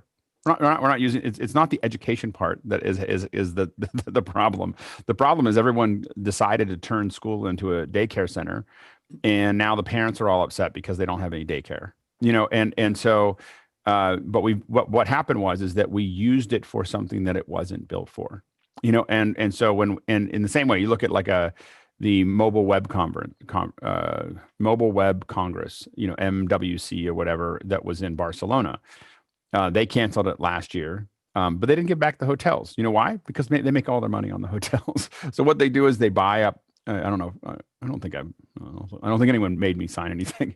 They buy up all the hotels in Barcelona, right? And then they buy them the year before they announce the date. They buy up all the hotel rooms. Then what they do is they sell them back to you at a crazy high cost. And the Congress itself, they make like $40 million a year on just the hotel rooms. And so people who figured out how to be creative, how to be crafty about how to make ancillary money, this is what's getting them into trouble. And not the conferences that paid attention to only focusing on, because there's always some financial guru that will tell you can make money 3 different ways from Sunday, and this is how you make ancillary money, whatever. But the thing is the people who the conference was really about the content, they can move that anywhere. Doesn't matter, because people paid for that thing. It's the conferences and the organizations that tried to milk this in 4 different ways that now can't get out of it, because that's how their business model is built. And so it's getting, there's a great quote from I've said before from Harvey, that he says, I can't remember it per word. My dad can, because he says it all the time. And he says, I found that you can either be so crafty, it was like so crafty or so nice. I found it easier to be nice. So you get into this thing, but I think about that in the financial models is, so I think that's where conferences have gotten themselves into trouble, is they're making money in other ways that they can't figure out how to do in virtual, but we need to find a way to get back to virtual, like to because it includes so many more people. Like we just, like whether it's school or university or e-learning or corporate education or just conferences, we need to find a way that everybody gets included all around the world if they have the connection. And that opens a whole bunch of opportunities. And yeah, you can't do the crazy things that you were doing before. Go ahead, Paul, and then Leland. Yeah, I went to SXSW EDU. It was the EDU component of South by Southwest. I walk into the Austin Convention Center. There's 200 tables, and I can walk from table to table. I stop at a table because I'm interested in it, and I get some Hershey's Kisses. I get a T-shirt. I get all this stuff, and I get to talk to people. How do you replicate that? How do you transcend that's the easiest thing to replicate. That's the easiest thing. That's that's a softball. Like that's not even hard. Like the conferences are hard. The expo is not hard. The vendor has to have a good they have to have a good camera setup. How are they going to look? They have to invest in it. They were investing it. They flew to South by Southwest. They bought hotel rooms. They got a booth. They paid for the booth space. They paid, so they already invested $20,000, $30,000, maybe $100,000 on that booth space. That table that was there is somewhere between $15,000 and $100,000 of investment for that table. Yet they want to try to do something online with their web camera, like crazy, so the thing is if they take the $10,000 or $20,000 or $30,000 and put it into a system so that they look good, they sound good. They've got a little ATEM switcher and they've got close-ups and they've got the things that they're going to show. Now, anybody from anywhere in the world, they can have a Zoom room, for instance, that's their Zoom room. When I want to go see that, educational material, I can pop into that Zoom room and there's a person there with good production value that's answering questions for everyone just like they would in a booth, except that in a booth, once you get to 10 people, it doesn't make any sense anymore. This could be 100,000 people or 1,000 people or 500 people could all be watching that conversation, and being part of that, that system. And you'd get way more, the ability to have way more interaction with way more people, that way. And it's be way more efficient than what we do now, which is horrible. I literally have to rest my feet after NAB.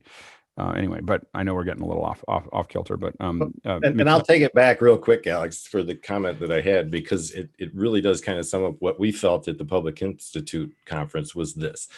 Short recorded content works really well if it's concise and delivered to the point and it's spaced out throughout the event. The plenaries, the people who prepared for those plenaries and worked together before the event and got to know how they were going to deliver their content did the best. And they presented engaging content that everyone was on board with. They bounced around conversing with each other rather than just letting one person talk and show slides. Slides were definitely the boring aspect of the show. You had to kind of drag through it, and it caused technical difficulties along the way that people had to deal with as well. If you weren't on, like Alex says, if you're going to go out here and try to teach on a webcam, at least work on the details that make that webcam look really good so that you do look good to present. The other thing was those who didn't prepare for those possible technical difficulties ahead of time or make sure their bandwidth was right, that they had these good things in place, were the ones that looked kind of second than best being on their broadcast, and that doesn't look good either. So it really is a matter of preparation. And I think that all of these things are things that apply to education as well as everything else. Go ahead, Mickey. Oh yeah, I was just going to comment that the initial investment on the hardware is a one-off thing, and you can use it all throughout, or could be a one-off thing, I should say, unless you build that up. I know that's the whole thing, is that I just think that it's been crazy that more organizations haven't just put the money that was required into looking good and sounding good. Trevor? For me, one of the things I think that it's a problem with all conferences is you never really know what they're going to talk about before you actually go into the room. Yeah. Like I people at some of my conferences know me as the person that leaves, because I'll walk in, they'll start talking about something totally different. I'm like, no, I'm done. Give that, like, the material, hand it out in advance. That way everyone can actually look through and say what you're actually talking about. And especially here where it's a lot easier to actually see things in sequence, make it more granular, because some people might know half the stuff in that that discussion already, and they don't want to sit through and listen to all the people that have never touched it before. So make it broken out, part 1, 2, 3, and say, this is what part 1 is, this is what part 2 is, and this is what part 3 is. Well, and that gets back to getting the videos out early. The thing is the business model of everybody, you had to get everybody to come, but getting the materials out to people beforehand so that they can preview them and think about them and think about what the questions are and think about what those pieces are is part of what makes it work, and, I've got some ideas around that related to integrating that. So, what I want to get to a point, I don't know if I'll get it to it on this first little conference that we're doing, but I get to a point when you're looking at the materials, when you have questions, you can submit them while you're watching them, while you're like, these are the questions that I have while I'm watching this, and have them all go into the pool for that, based on that, so that you don't have to remember later to go ask those questions. It just becomes part of that. But yeah, I agree with you. I mean, I do the same thing. I always go into the back of conferences. So to Trevor's point, I never sit in front unless I really know that that's the person that I want to watch. I'm very non-committal. It's the back corner closest to the door is where I'll always find a space, and I'll sit there open up my laptop and usually start working, and I'm kind of listening to it. And then at some point I go, oh, this isn't really what I need. And I leave quietly, very, very quietly, make sure I don't make any noise. I once had someone call me out at a Zen center for leaving at the back. I was in the back. She was just talking for a very long time, and I decided that I needed to go. And I got up, and she's like, "Well, someone's leaving in the middle of my talk." I was like, "Oh." So I've never left as often after that one comment in front of 200 people. Anyway, next question. You're that guy, Alex. You're the guy. I was that guy. Out the back. I tried. Anyway. All right, next one's up from this guy Cochran. EDU, Biden's pick for education secretary is Miguel Cardona. If he were here, what would you like to discuss with him?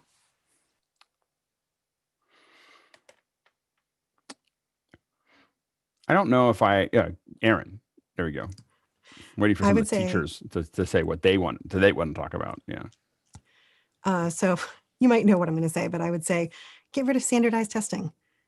Yeah. It's going to help the teachers. It's going to help the kids. If we're in the business of helping kids, giving them a high stakes pressurized test is not beneficial to them at all. I know we have to have standards and we have to track them and know that they're learning something, but in my experience, my students who are the top of my class, the ones who understand things really quickly and can do some more challenges, they do great with me. And then the moment that they're given that test, they blank, they freak out. And then their test scores come back and it's like, not so good. Mm-hmm. But in person, I can tell you anecdote after anecdote of kids who are amazing and they can do these amazing challenges. The moment that high pressure is taken off, they can do it. Yep, absolutely. Kent? I would ask if he's watched season 4 of The Wire. And if he hadn't, I would tell him to do it as soon as possible. And you'll have to, for those of us who haven't seen season 4 of The Wire, what is it is, The Wire itself is one of the most amazing pieces of literature and art that's been produced. And season 4 takes a deep dive into inner city schools in Baltimore. And I've really never seen anything that explains why this, or it at least shows why the schools are so messed up. And because there's a lot of easy answers for things, but it is really one of the most profound. Should we bring somebody? Pictures. I don't know if she'll come. If I can get a principal from Baltimore to come in, would that be useful? Man, that would be amazing. Yeah, it's in fact, Obama did a real, and the name just escaped me. David Simon, I think, is the person who did The Wire, and he was a journalist in Baltimore. And on season 4, where it just looks at these kids in a middle school situation, they also had somebody who was a middle school teacher for a long time. And in fact, most places, most TV critics will say that The Wire is the best TV show ever. In fact, I got into it from watching MacBreak Week or listening to MacBreak Weekly, and Merlin Mann was such a big fan of it and jumped in. It's like, it is so amazing. And season 4, that would be great. I have an old friend that grew up in the Baltimore school system, and now is a principal there, but worked through it, was the head of tech or led tech development there, and then now as a principal in Baltimore. And she'd be interesting to. I just don't know if she'd come on, or we might have to turn off the recording if she's willing to talk, and that kind of thing. There's unions and things, and anyway, John. Well, John Morrow, who is agreed to come to talk on the show, was the PBS education reporter since 1984, and he's done a lot of commentaries. He's done a number of documentary films on the New Orleans schools, but he has a lot of thoughts about the failure of Leave No Child Left Untested and the disappointment when Arnie Duncan became Secretary of Education. So he would be a good person to talk about. His whole interest is in educational reform, and I guess that would be my question. What would the secretary be doing to think about how we do education reform based on the experiences that we've had with the pandemic and where we found the weak spots in education? And I would love to hear his opinion about what he realistically thinks is possible. Not aspirational, what he'd like to do, but what he really thinks he can do inside of the current system. I'd be curious to see what he thinks is a doable thing. Go ahead. Yeah, Chris. my question for him is public education able to survive this event? Go ahead. Yeah, absolutely. Chris.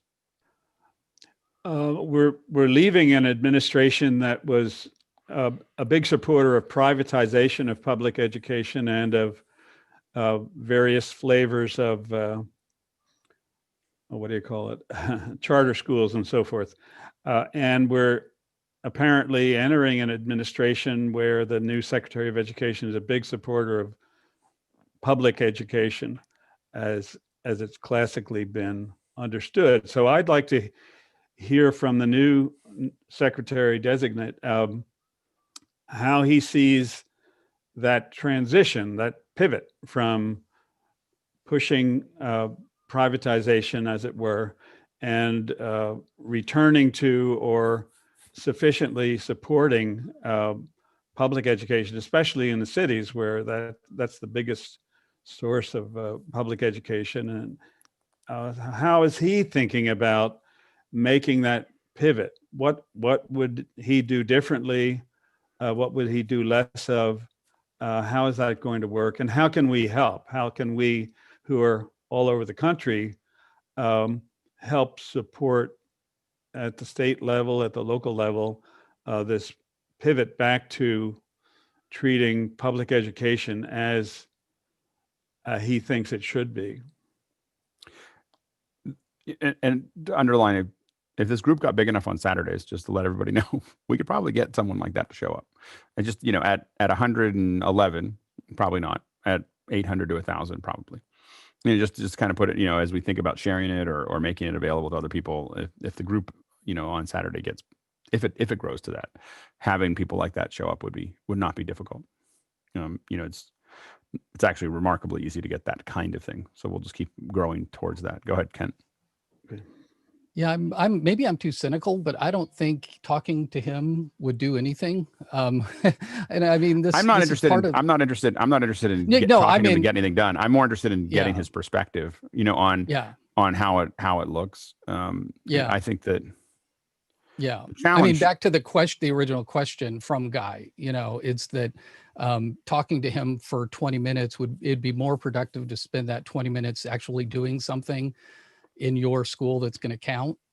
Is that too cynical? I don't know. Well, here's the thing: is that I do think that what I find interesting is getting people's perspective, regardless of whether I agree with it or whether it's what I find interesting about this Saturday morning thing. I have lots of ideas about this, but getting Trevor's opinion and your opinion and Aaron's opinion and Emily's opinion and Roscoe and Chris and John and all these folks that are in it.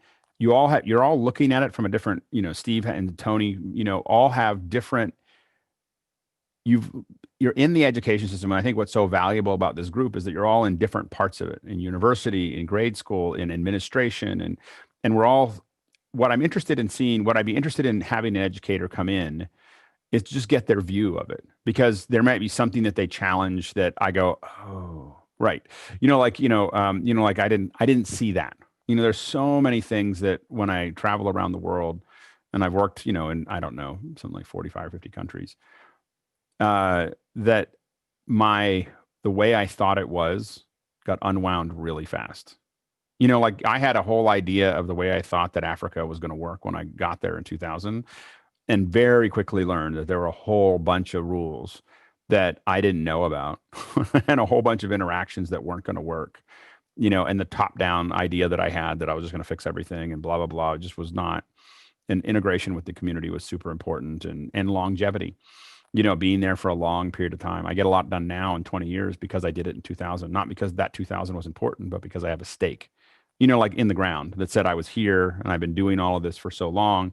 So I'm not just some Mzungu that just comes in and builds up some quick run thing. So the point is that I'm interested in seeing other people's perspective. And the hard part that we're not very good at as a society anymore, in my opinion, is being really okay with people's opinion. Like just being really okay with, we don't have to agree with it. We don't have to, and I'm like, I live in an almost perfect equilibrium where half my friends are conservative and half of my friends are liberal. Like it's just how, I grew up in Pennsylvania. My parents are very red, about as red as it gets. And I live in California. All my friends are blue, and I have tons of friends on both sides, and I'm so okay with it. Just like I don't need them. I don't need to agree with anybody on their opinions about that at all. I will argue with it because I find it intellectually interesting. I find arguing to be intellectually interesting, and I'm testing my ideas. And if you beat me in an idea, like I definitely changed dramatically. I got into a long argument about politics with a guy named Billy Bragg, who's a artist. And we had a little time before a show and we went at it. And he broke up a lot of my beliefs that I couldn't put back together, And so I find those discussions to be valuable. And I think that in as a society, we've lost that. We've decided that you say one wrong thing and we're never, once, and we're never going to talk to you again, or we've decided that we have to, when you see people excommunicating their family because of the way they voted, like totally nuts, like that is just crazy. Like, why would you, why would you do that? Anyway, so I think that I'm interested in someone like that coming on, and other thinkers in education coming on, and other people, and as we talk about this day specifically, because I'm interested in how they think, and I'm interested in having my ideas challenged, and I'm interested in having that type of thing. I'm not interested in trying to persuade them of anything. I don't think that that's possible. I don't think it'd be very possible for them to move. They got there. They definitely, by the time you become Secretary of Education, you have a pretty hard set of ideas about how this was going to work. Go ahead, Sky, and then Kent. I had the opportunity of watching the Bill and Melinda Gates Foundation really go through their growth processes. And initially, they would come in with the way they'd always done it. And from a corporate, we're going to fix it with money and intellect. And they kind of poo-pooed the faith community that they were then stepping into these charitable issues and situations around the globe to try to solve real problems. And it's been fun to watch them come alongside now over the years, rather than coming in with we're going to solve the problem. Right. So that's from those that have all the money. Well, and the thing that I've learned in Africa especially is patience. You just get to a point where you just know it's not going to all happen tomorrow. All there is progress. There's not getting to the end. You're never going to. We're not going to get it in our lifetime. Ken? Yeah, and to quote another TV show, there was a great in Ted Lasso, and that's probably what I did all break, was just watch TV. But on Ted Lasso, he does this great Walt Whitman quote where he says, you should be curious and not judgmental. And I think that's really appropriate to what you're saying, Alex, is that we are so quick to judge people. And it might be better just to say, why are you saying that? And to take a position of trying to learn something rather than cutting them off automatically.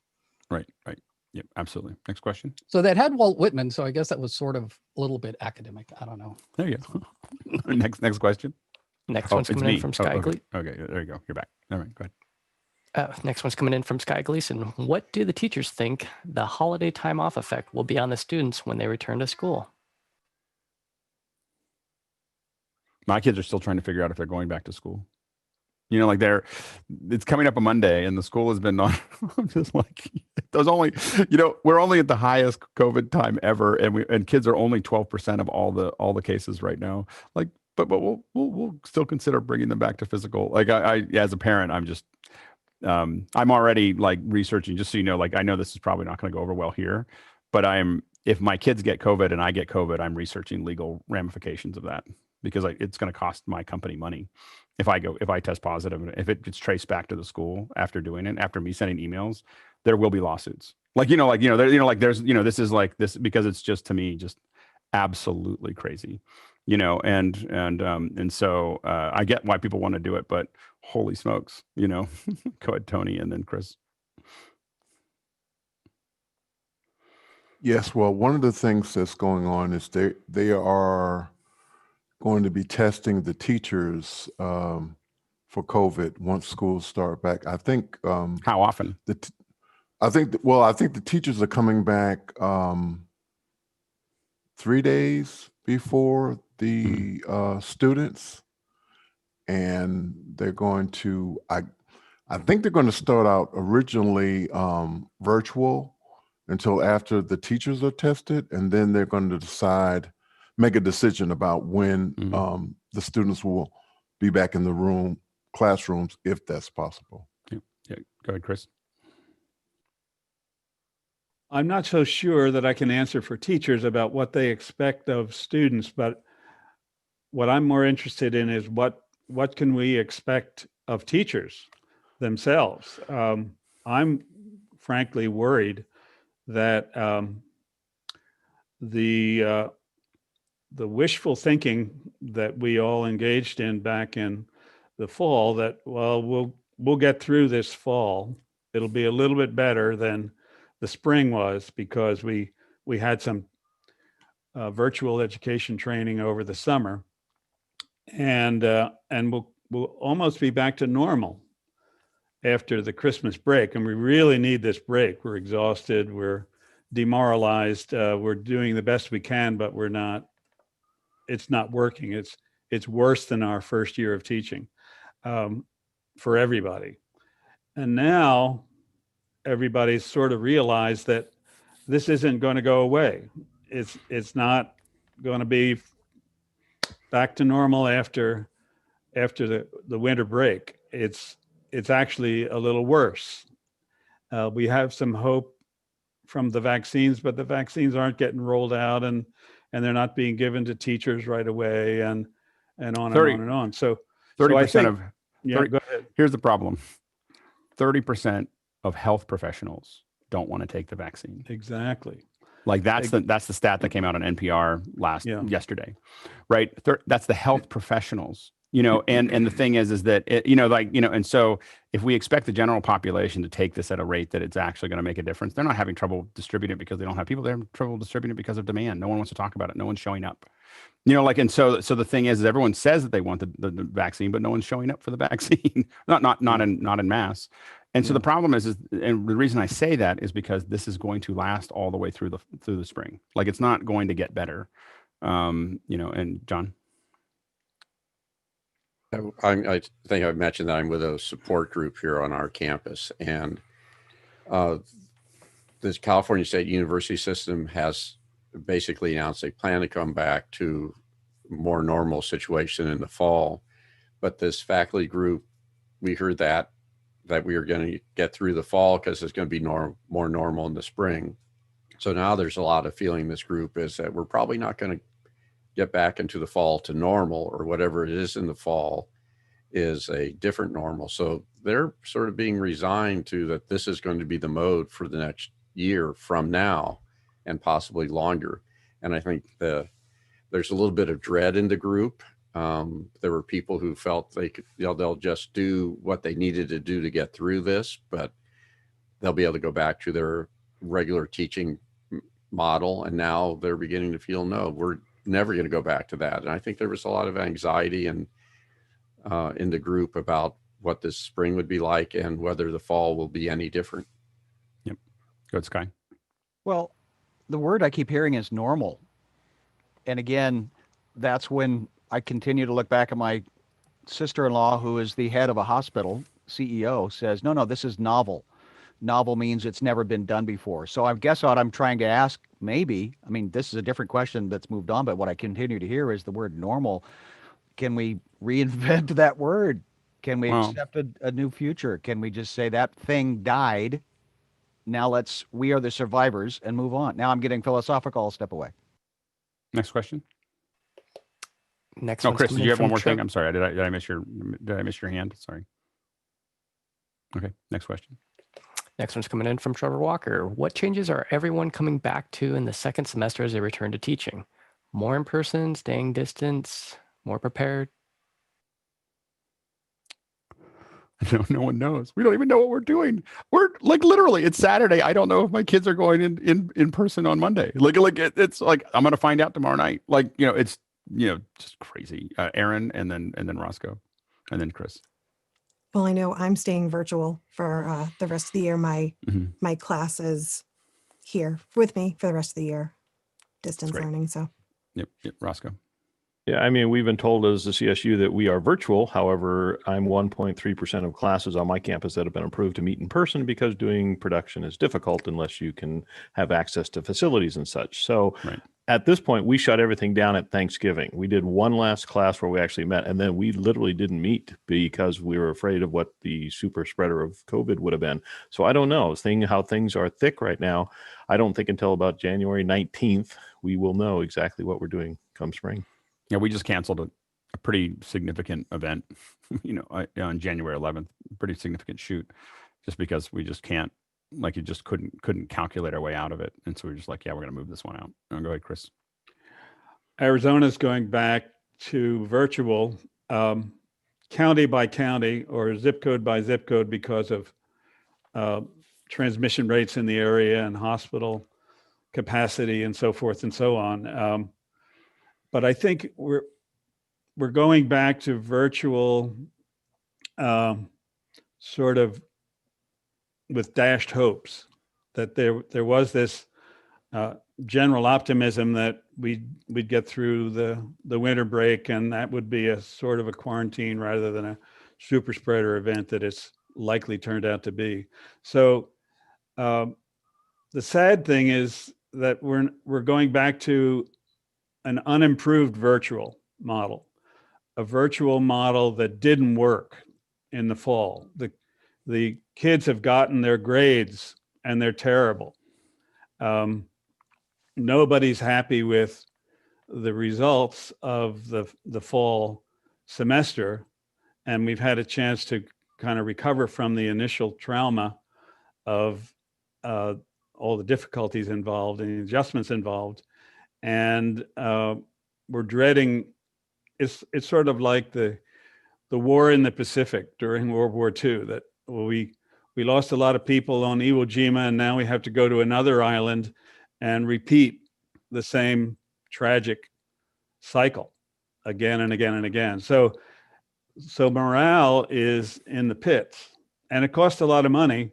It wasn't that we saved a lot of money on air conditioning or heating of the buildings. We spent even more than that and got a poorer result. So it's a discouraging time. It's such a great example. Sorry, but as someone who does production, it's something that I'll use for years as an example of when people get caught up in what they want it to be as opposed to what it is. This is an example of en masse, a whole country, or maybe the whole world, but definitely the whole country, attached to a vision of what they want it to be and being optimistic and trying to get back to that thing, as opposed to being pessimistic and saying, hey, this is what it's going to look like and a lot of big corporations just went, you know what, we're not going to try this anymore. We're just going to not do this until 2022. And we're just going to shift. And now there's a whole bunch of reasons that education can't do that. Parents is probably a big piece of it, of parents, clamoring for it to go back and everything else. But if we had taken that $33 billion and spent it on virtual, and then we took the next $82 billion and spent it on virtual, by the end of this year, we'd be wondering whether we need to go back to physical at all. Like, you know, and you know, like, you took $110 billion that you didn't expect and put it all into equipping the teachers and equipping the students and making sure it works, and then filling in the gaps of where it doesn't work, you know, where you do have to do it physically because of access, because of disability, because of a bunch of other things. But you could have gotten a lot of those students into it and would have built an entirely different future. Instead, we'll buy more plexiglass. You know, we'll do more, you know, like we'll try to figure this out, and we're going to try to, and we'll just throw away an enormous amount of money. I don't mean to be so dour about it, but I just, like, as all of you know, I've been talking about the same thing since March or April, you know, like that we should just be, you know, like this is going to take a long time to get through. And it's mostly because at the beginning of this, I spent, you know, well, a couple times I've had a couple people that really work in this industry, in the virus industry, you know, around the world. And none of them are as optimistic as what people that are in the press are about the vaccine, about the outcome, about all of them are like, it's somewhere between 2 and 3 years and forever. Like, you know, like that's what, you know, like that's what people who do this that they won't let talk on the public. They're like, it's somewhere between 2 and 3 years and forever. Like, it never goes away, you know, like, and so but it's not, you know, the next 9 months, you know? And so, and that's what people were saying that do this, like in Africa, that's what they were saying in March. Like, they were like, it's out. Like, from their perspective, it's out of containment. Once it's out of containment, they all knew what was going to happen next. Like, there was, you know, and you saw early ones that got squashed of like, there's going to be a hump, there's going to be another hump, and then there's going to be this big one. We're in that big one, you know, and then, you know, and they just said, this is how viruses, you know, work, you know, and anyway, go ahead. So I think that what we're seeing in the education system, we can use as a lesson for trying to constantly go back to something that you want it to be like, rather than just taking what's so and making the best of it. You know, like truly making lemonade out of lemons. It was an opportunity that we're not going to, you know, execute. And again, so many stakeholders make it really hard to make any pin to turn. Go ahead, Leland. I think you make a great point, Alex, because I think one thing I heard out of that initial conversation that started this was the fact that you're just dreading coming into this next semester. So my first question would be, did you do a once over post-mortem of everything you experienced to decide what didn't work, what did work, and how can we omit the stuff that didn't, or correct on those things that didn't, and find new solutions for those? Because obviously, if you're dreading going into it, it's still not a good model, because you're not comfortable with what you're doing. You're not comfortable with presenting it in the way you think you're going to have to present it. So maybe you need more training on your delivery methods of software processes, principal processes, production processes, things like that, to make it easier for all of you to know there is a brighter side to this in the end if you get past that hump. Like, well, again, the thing that we proposed in April last year was, let's get all these teachers that are interested into a big series of Zoom meetings where it's opened all summer. Here's a bunch of tutorials. Here's about how to do Keynote. Here's how to do all these other things. And we're there all day, you know, 18 hours a day. There's people there to answer your questions as you try to figure this stuff out. And then we'll just keep that support group going. Basically, office hours scaled up to, you know, tens of thousands of people, you know, to give teachers the support that they needed. And, you know, the recommendation was technologically equipping the teachers with what they needed. Go ahead, Trevor. So first, I want to say that is not pessimism that things would be lasting longer. That's just simply using your brain. Yeah. I mean, for us, we're a little school district. We're like middle of nowhere, weirdly connected because of some projects, but many of these big districts have so many resources available. They're seeing more information than we are. And we knew pretty much right away this wasn't going away. So that's what's discouraging, like for all these people, even now in here, many of you don't know, and you know, you, Alex, aren't sure what's going on. We knew this in March. We started hunkering down in March because we were on the calls where they said this isn't going to go away. This is a pandemic. It's already broken quarantine, like every pandemic will always do, because we're too slow. And we just need to hunker down and get ready for the long run. And every other school district had that resource. That's kind of what's sad. And we complain and gripe about it internally because we've seen all the districts around us fail too, is they had access to that information. We knew most likely this would become endemic, and we knew that in February, not even in March. We already knew this was going to be reality. And that's why we've said we've stayed, and even people come and say, we have to be back in school. We go, we're just not there yet. And we need to just hunker down. It's going to be the same thing. Here's what you're coming back to. And we'll give you a lot of warning. And I don't know. It frustrates me. What I am amazed by the way, is we streamed I can't get into the details of it, but we streamed something in February of last year that was remarkably accurate, like painfully accurate, and nothing like what people talked about publicly. It was all, for government agencies and school administrators and medical professionals. And it just said, this is what's going to happen. And it didn't look it looks exactly like what happened. I was kind of amazed at how accurate in February they were like, this is what's about to hit us. And then what we talk about in the foreground is completely different. And I think that's part of the problem, is that the information that we're getting as citizens is not anywhere near what's being talked about privately. John, did you have something you were going to say? Did I catch you off guard? I was just going to say, your sort of model, and Roscoe could talk about what he did on his campus, but in the CSU, they were very early to announce that we weren't going back in the fall. Mm-hmm. And there was a great deal of effort in the support groups we talked about in buying hardware. I think they probably did as best as they could, but we have 5,000 faculty across 23 campuses, and I just don't know whether any big organization can move that quickly. And this was at least a set of universities that supposedly all work together. When you start looking at the 10,000 school districts, or there's no way of really making the decisions that you would like to do to make the changes as quickly as you'd hope they'd happen. Yeah, and again, I just think that we need to have more support for the teachers that the teachers that are committed to, like, I'm not trying to go into the past, I want to go into the future, let me run with it. There just needs to be more online resources for them to ask questions somewhere, technically. Next question. Next one's coming in from Paul Wallace. How do you integrate Mukana and Discord more tightly with Zoom for education? Example given, pop-up balloons with text.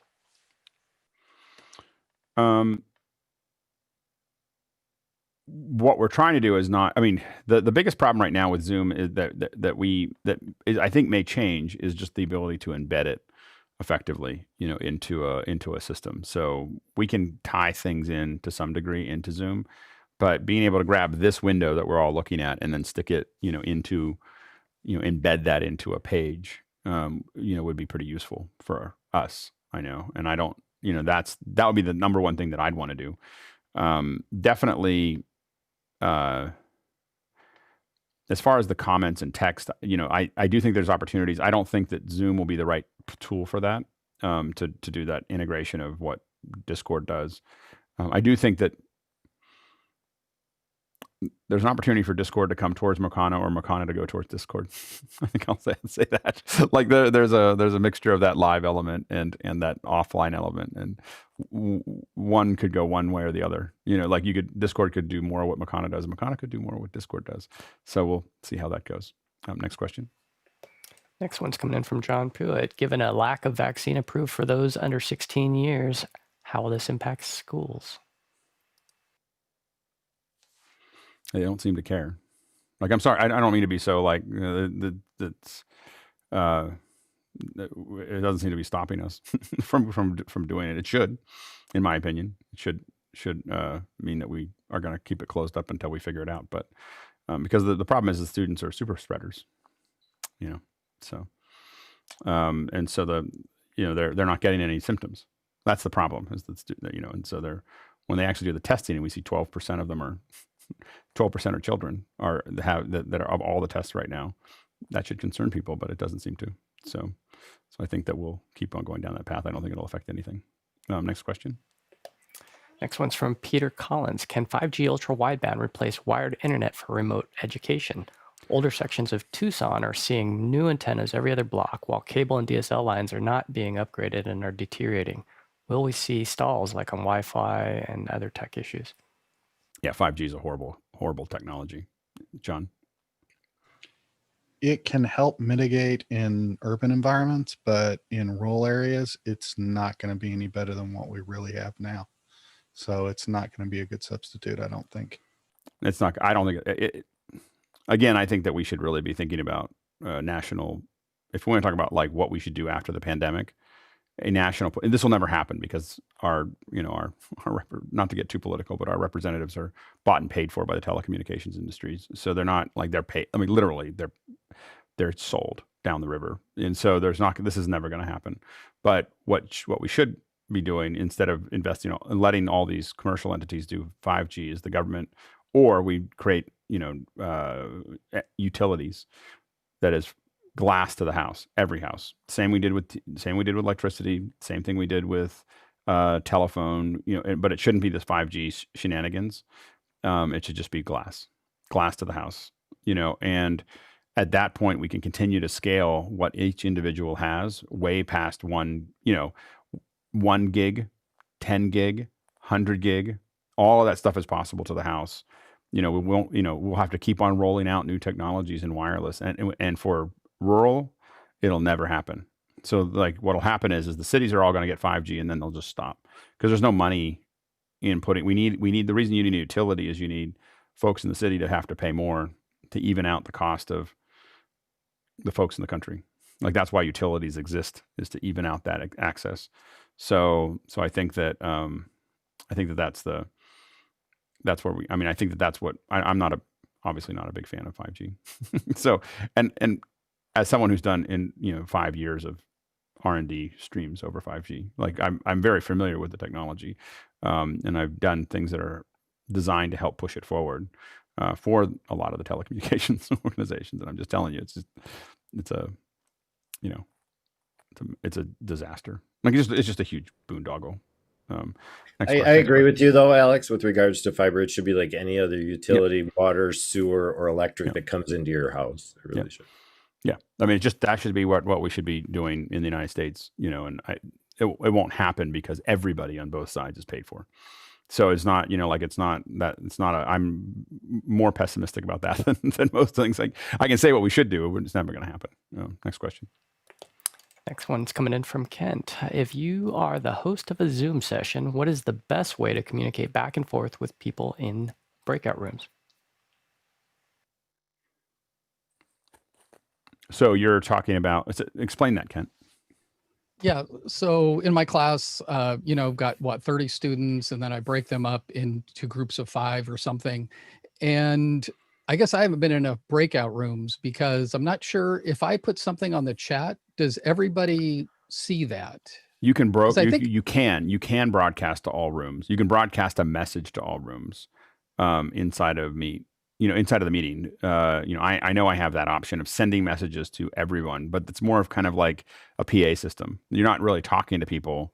Yeah. It's more of a PA system to make that work. So like there are discussion questions, so break up into these rooms. And then when you're in the room, talk about these 3 things. So if I put those 3 things in the chat, everybody would see that, correct? You should, yeah. You should be able to broadcast about those 3 things. Although I would typically do that before I broke them up. Typically give it to them. But yeah. Yeah. And so because I want them to be able to look back at it, because if I just say it, they're going to forget it. And I don't want to necessarily put it on some sort of handout because I want it to be a spur of the moment thing. And so they see it. But I know Guy's done a lot of work in this. Right? One way that I've seen teachers do this is they'll open up 5 or so Google Docs, and then they'll have the kids share the screen for that room's doc and turn on speech to text. And that way the text, whatever's being said in that room is just typing as they're saying it. So Google has this, similar to what you're seeing right now with Leyland, they have that in speech to text. So you can have it typing it out, and that way you can see it, and then you can broadcast to all through chat if you needed to. Or you can type in Google Docs, there's ways to chat too. I know it'll say like the teacher is looking at your document in Google Classroom. So then you are actually sort of listening in to what they're doing. Yeah, so you can watch 5 breakout rooms, and if one of them needs help, you go dive into that one. That's great. That's very cool. John, and then Aaron. Yeah, I'm just going to say for Leon, I've shown this to a couple professors, and we're trying to figure out how to make this easy for them to do on their machines without going through vMix, but their eyes went like this, exactly what Guy was talking about. So this is a way of me being able to watch the breakout rooms, because that's a challenge. You could jump from breakout to breakout room, but that doesn't really give you, the eyes that you want to have. But if you were having the speech to text and you got that and you're scanning it, you know what room to jump into. But it's not easy to hook up. For again, that's what you definitely entry level can get it done. Obviously, the higher end version that we're experimenting with is building. It's one of the first things I'm doing with AWS is actually building Zoom participants that jump into every breakout room. So if you have 8 of them, they all jump in, and then we can listen to. And then you end up being able to. And we're going to do it with hardware first, but using some of our hardware, the hardware all jumps into those breakouts. And then we're able to mix it. So you literally have a fader, and I want to listen to room 8, for a minute, or I can listen to all of them as a kind of a cacophony and just highlight one. It would be the same as you walking through the room. If they were all in like little circles, you can kind of turn one up and turn one down and move it around and everything else. And I think that actually the combination of what Guy's talking about, where you can just see it and then you can hear it if you want to, and again, I don't think that's necessarily a day-to-day education solution. But if you're talking about e-learning or large conferences, it could be really useful to just be able to it'd be the same as the teacher. It'd be a virtual way of the teacher walking around the room or someone else walking around the room and, kind of building a pattern for that. Aaron and then Leland. So one way that I've been able to do it, because I know I'm trying to stay in the rooms because they're younger, I need to make sure that they're being appropriate, is that I have a couple of devices set up so that I'm kind of popping in and out of them, but I'm also in a few of them at the same time. So my brain takes a few seconds to process which room is saying what, but so far it's kind of worked for me. Leland? Yeah, the other thing that was brought up in the chat was something that Grant and Tucker worked together on, was to incorporate cloud builds of Zooms with the Unity intercom client to have actual audio come back from each of those breakout sessions, but they're on separate device logins for each of those breakout rooms. And it's a lot to monitor, so it does require mixing and making sure that the audio tracks are separated from each other. A little bit more in depth, but it is a one-time type setup, and once you have it in place, it would do exactly what you want it to do. It's just another feature set. And there's a complex interaction there that could be done where you're using different APIs to basically, when the Zoom room breaks, it basically instances the AWS, then grabs those things and puts them into unit. Like you could have something where you push a button and it just all happens. It would take some coding to get that to work, but I don't think it's outside of I think the APIs that are available would probably let you do it if you put but it would be just a fair bit of elbow grease to make that a fairly automatic process to break out. And then that could be a service in itself, John. Well, just for Leon, when you do that up on the top, the live on YouTube and the recording covers your transcript. So you need to drop it down a bit in Zoom rooms. All right. Yeah. Yep. Next question. Next one's coming in from Tony Mobley. What is the best solution for putting Zoom instruction on smart TVs?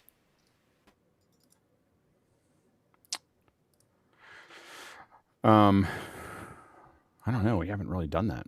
I mean, I think that streaming it would be the easiest way to do that. But as far as like interaction with the folks, it would have to be a device that can put that, together. This gets into what we've been doing with Mukana is letting people watch a stream that we're streaming, and then they can interact with the phone, so they don't have to, do that at all. And that works with, general broadcast as well. Go ahead, John, and then Guy. Would that Beeline or Beelink or whatever that device that Courtney mentioned earlier work as a good integration piece? It could. I haven't tested it, but I mean, it could be, you need some kind of device that's going to grab onto it. I don't think there's any Apple TV device that I know of that does that. Go ahead, Guy. Yeah, there is the Facebook Portal TV. The problem is the microphone's on it, but I was thinking about this morning, and there's like these $50 tour guide, just radio, really basic headset with a small speaker. So you can take the small speaker and put it next to the Portal microphones. That way, If you're doing a yoga thing, if you're doing some kind of instructional, you can be And there's walking around. with that Portal TV, there's no good way to put an external mic into it. No. Seems like a real That's the sad part.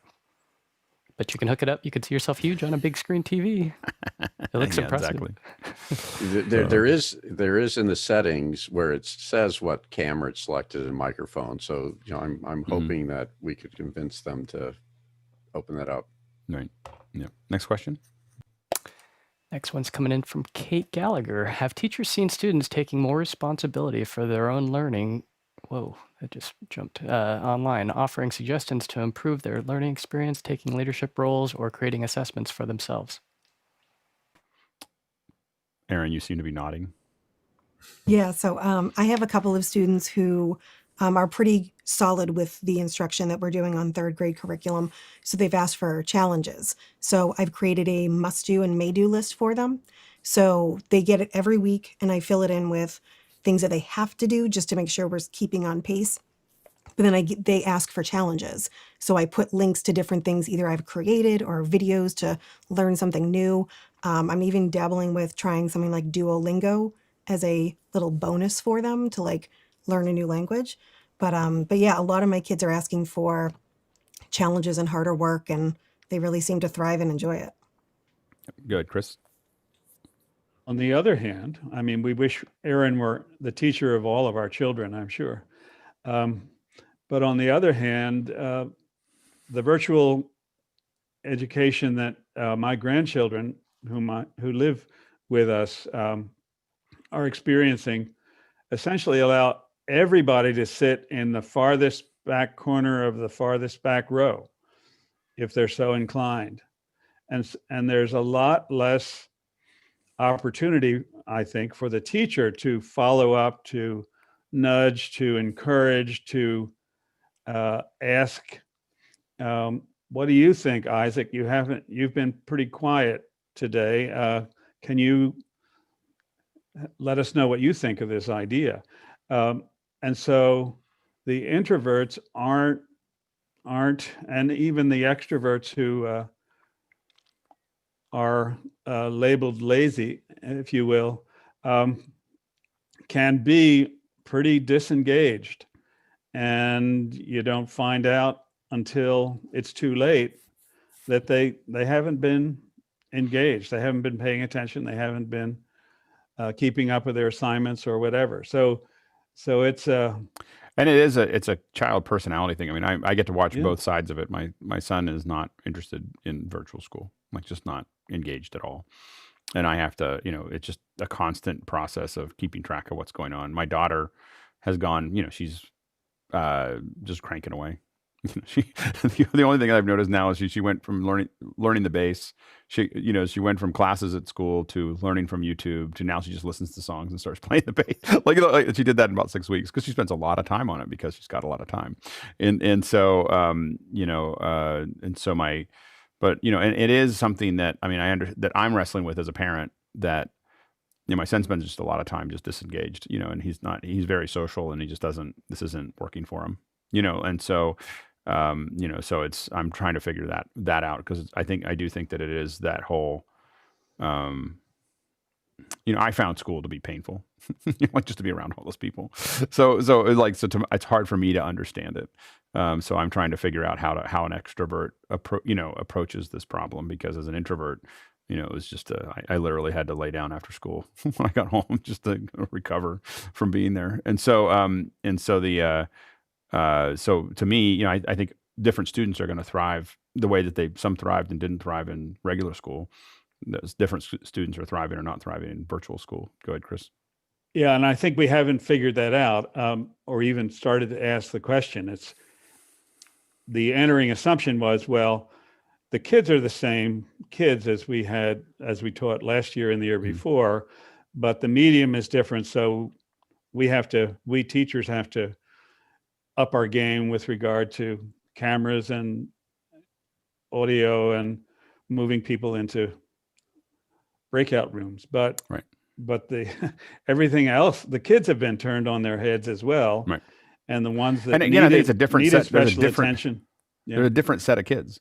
Like it's not the same. I mean, that's what I think. I mean, it's just different set of kids that that have problems that and different set of kids that are excelling. That's the hard part. It's and Aaron. So just to jump off what Chris was saying, my kiddos are, I know I've said it in Mukana, but a couple of my kids are super extroverted and they're loving every minute of this because they can jump in. But what's really awesome is when I break them out into breakout rooms, in that I strategically plan, like I don't click the shuffle button and just let them go. I strategically plan that a couple of kids are extroverts, a couple are introverts, and they tend to pull them into the conversation. I think those are some of the richest conversations we have. That's great. That's Again, fantastic. we want Aaron to be everybody's kid's teacher. Thank you. Absolutely. Steve? Yeah, well, what I found this semester virtually is remarkable innovation and creativity that came from the students this semester because they were forced to, and maybe they had a lot more time. And we always have, all teachers have, you always have those pockets of extroverts and introverts that are going to go to the corners of the room that you always try to encourage. But I thought this semester was remarkable in the way that the teams came together. And my school's a lot like Roscoe's, where we do a little studio and you're learning production, etc. And so, we were doing virtual productions with students all around the world. Graphics was coming in from Vietnam, and on-camera talent was coming in from Germany and in Nashville. And we brought all these people together, and there was a sense of excitement, and everyone was contributing. And it was because of the innovation and what we were doing that was so new. I think it brought a new level of creativity and upped everybody's game. And so I'm kind of excited on that, but it did show itself very, very clearly. I find it fascinating that we have seamlessly gotten, as a group here, into the habit of just, we're going to bring people in from all over the U.S. and all over the world. And we do that every day, and it's not a big deal. And I think that it's a different, it creates a different environment. And I think that it's more global, or it could be. But right now we're having a hard time getting through that. Leland? After hearing a comment I just heard or witnessed, let's say, is the fact that the teachers are having to supply cameras. The kids obviously are having to supply cameras and equipment. The thing that really blows my mind right now is there's not a way that as a public we can lobby some sort of institutional organization that can redirect the funding that's being used normally to heat a school, or to run security, or to deal with the issues of a physical environment versus a virtual environment, and redirect those funds to pay for this stuff for teachers, for webcams, for microphones. Go ahead, Trevor has a response. It's my question to the educators. Absolutely. Yep. Well, so it depends on the per state. I can say in California, we actually have COVID monies. Some districts are buying things like plexiglass. Some districts, mine, every teacher actually has a Sony ZV-1 camera, a tripod, a lav mic. They got a brand new computer that has powerful enough to run it. So we have that money. On the redirecting funds, I still have to heat classrooms, because if you don't heat classrooms during the winter, you get pipes burst, your buildings decay, that's bad.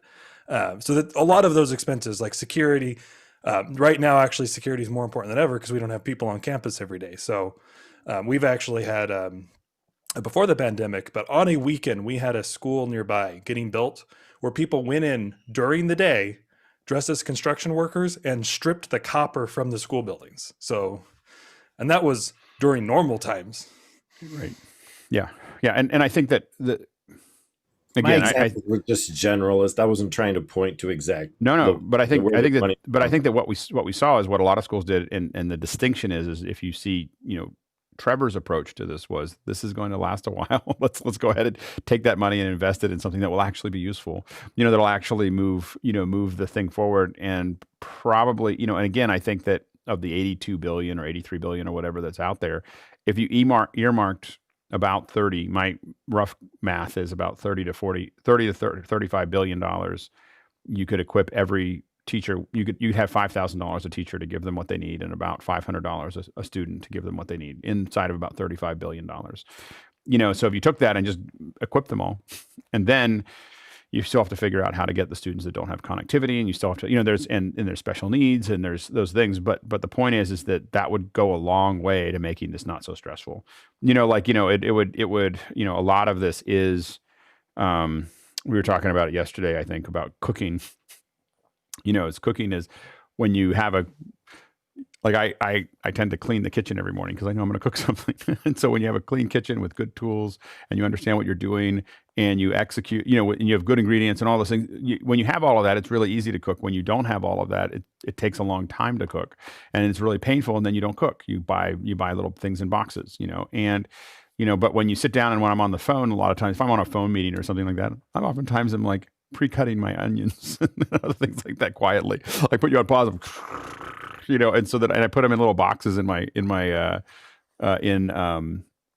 refrigerator. The point is that if teachers have the tools that they need, if the students have the tools that they need, I will argue, and I'd love to get input from the education folks here, but if the teachers were well equipped and the students were well equipped, and we figured out their internet, I feel like that's like half or more of the stress would drop, and because suddenly, there's not a cacophony of these things, and there's not things breaking all the time. And, it's, it would be a different, I remember the quote I think I mentioned here was that some student said that, it's like,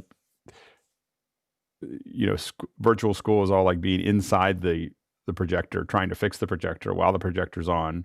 And we're all, we're all trying to figure it out. And I asked my daughter and she's like, yeah, it's pretty much like that. Like, it's just like this crazy, trying to fix it. But again, the proper tools, proper training, proper preparation, everyone, having it, if we took this money that we're getting and we spent it on that, this could actually work. It could actually, it wouldn't, there's 1,000 things that won't get solved by that.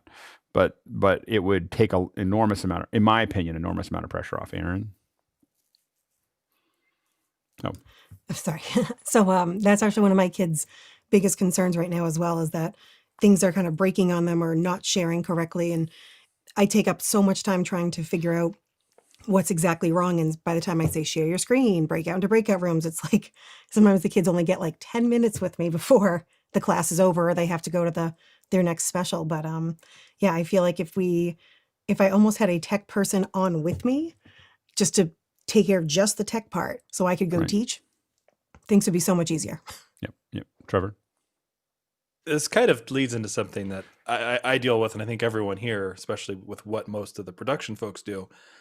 It is remarkable how bad technology actually is, with how much you have to troubleshoot, diagnose, how often it hangs.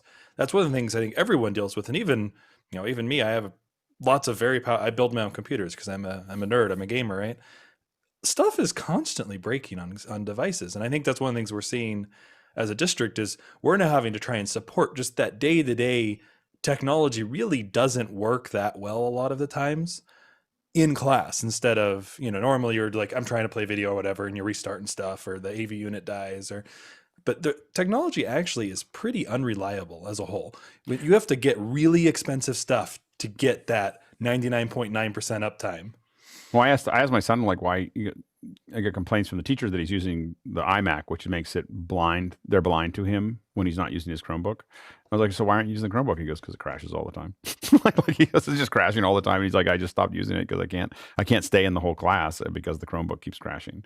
Go ahead, Sky. Well, to that point, I remember the early days of Avid. We kept thinking it was the end user that was the issue. Oh, no, Avid just kept breaking stuff. And then the marketing guys kept pushing it because they had to sell and meet their quota. And the engineers were going, no, it's not ready. But the marketing guys kept, and I think that whole ecosystem of need versus of design, there's a huge food chain of people trying to justify their existence.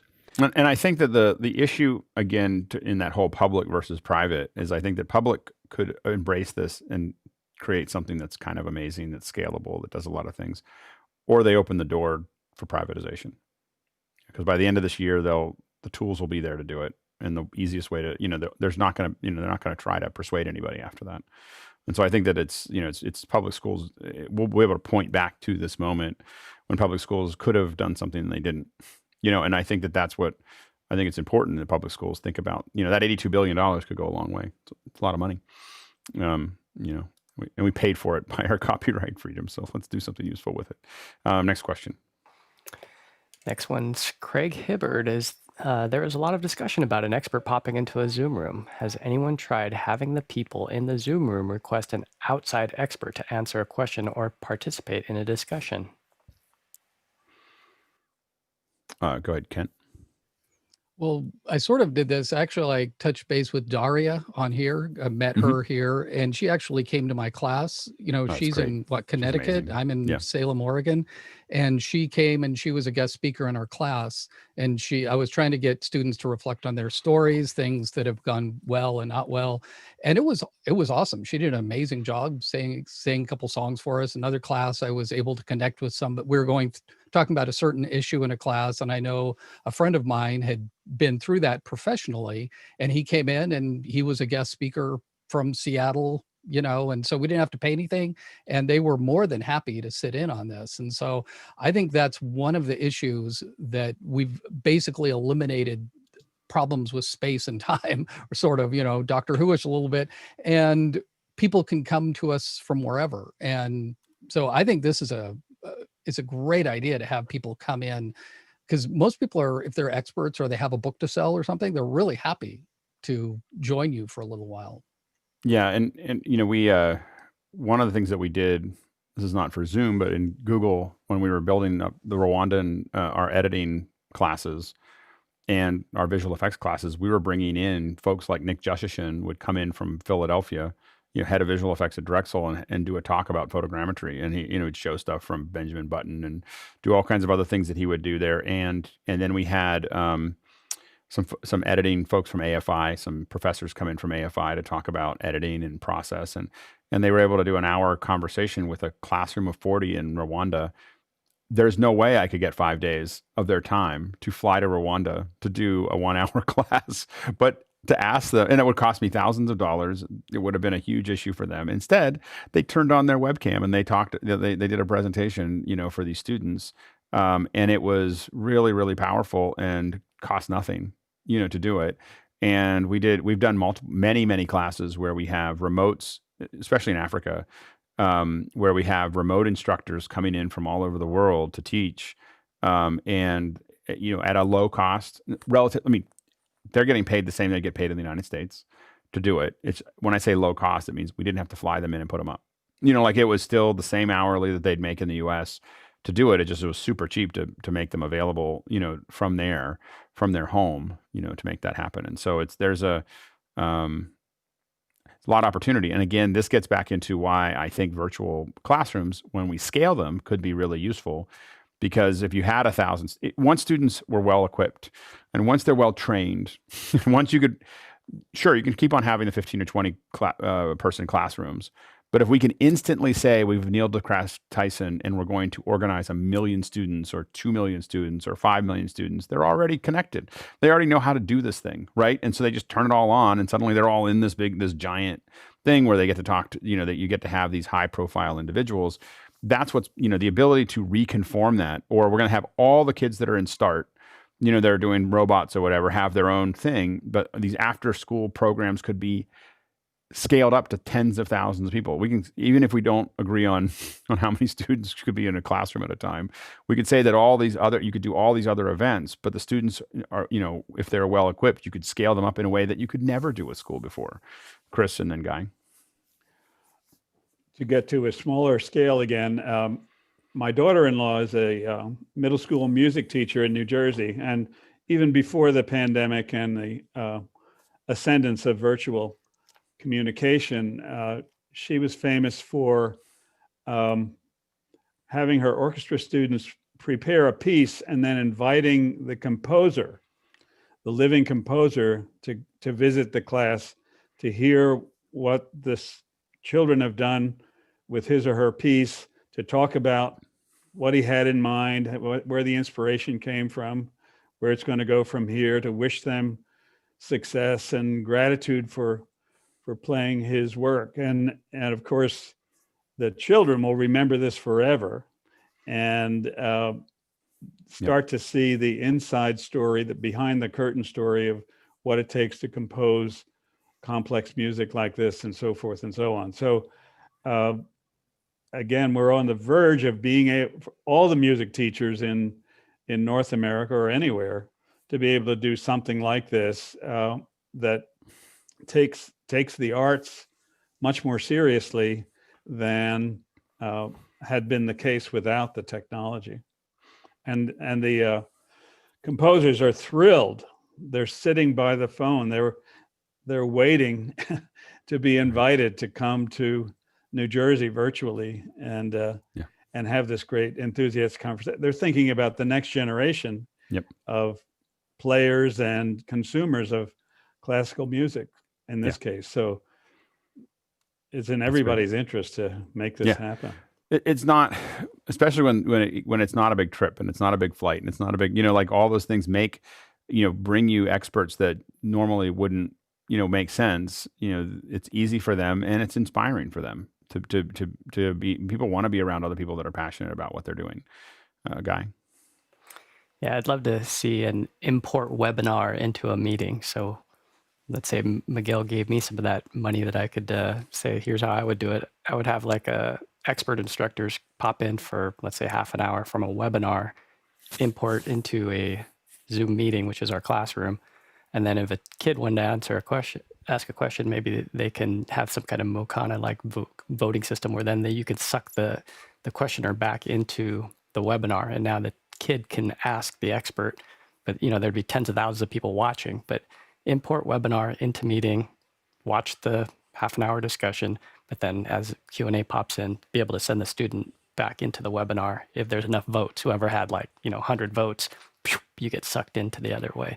So John, if you're listening, little post-it for the man upstairs or downstairs. I don't know where he's at, but that'd be a so I would recommend a different. A bunch of us are thinking about something very similar to that, and the approach is really not having them. It's having having individual experts like Zoom rooms that are put into the webinar that are also being sent. Their discussion is being sent to the meeting. So putting the webinar into the meeting is hard. Taking their Zoom room that they're in, the series of Zoom rooms, and pushing them into the webinar and then into the meeting at the same time is easier, in my opinion. It's easier to just, rather than taking the webinar output, just post it into both of those. The webinar becomes an output for the participants or whatever. But the point is that you can all watch that. You can watch that final piece that's in there. I see what you're saying as far as being able to see the general discussion. What you want to be able to do is poke on that person. And if you could ID them all, which you can with Zoom OSC, you could ID that person that has raised their hand or if you tie it into Mukana, you can have, I click on that, it identifies what room they're in and where, lists through that, grabs onto them and pulls them into a Zoom room.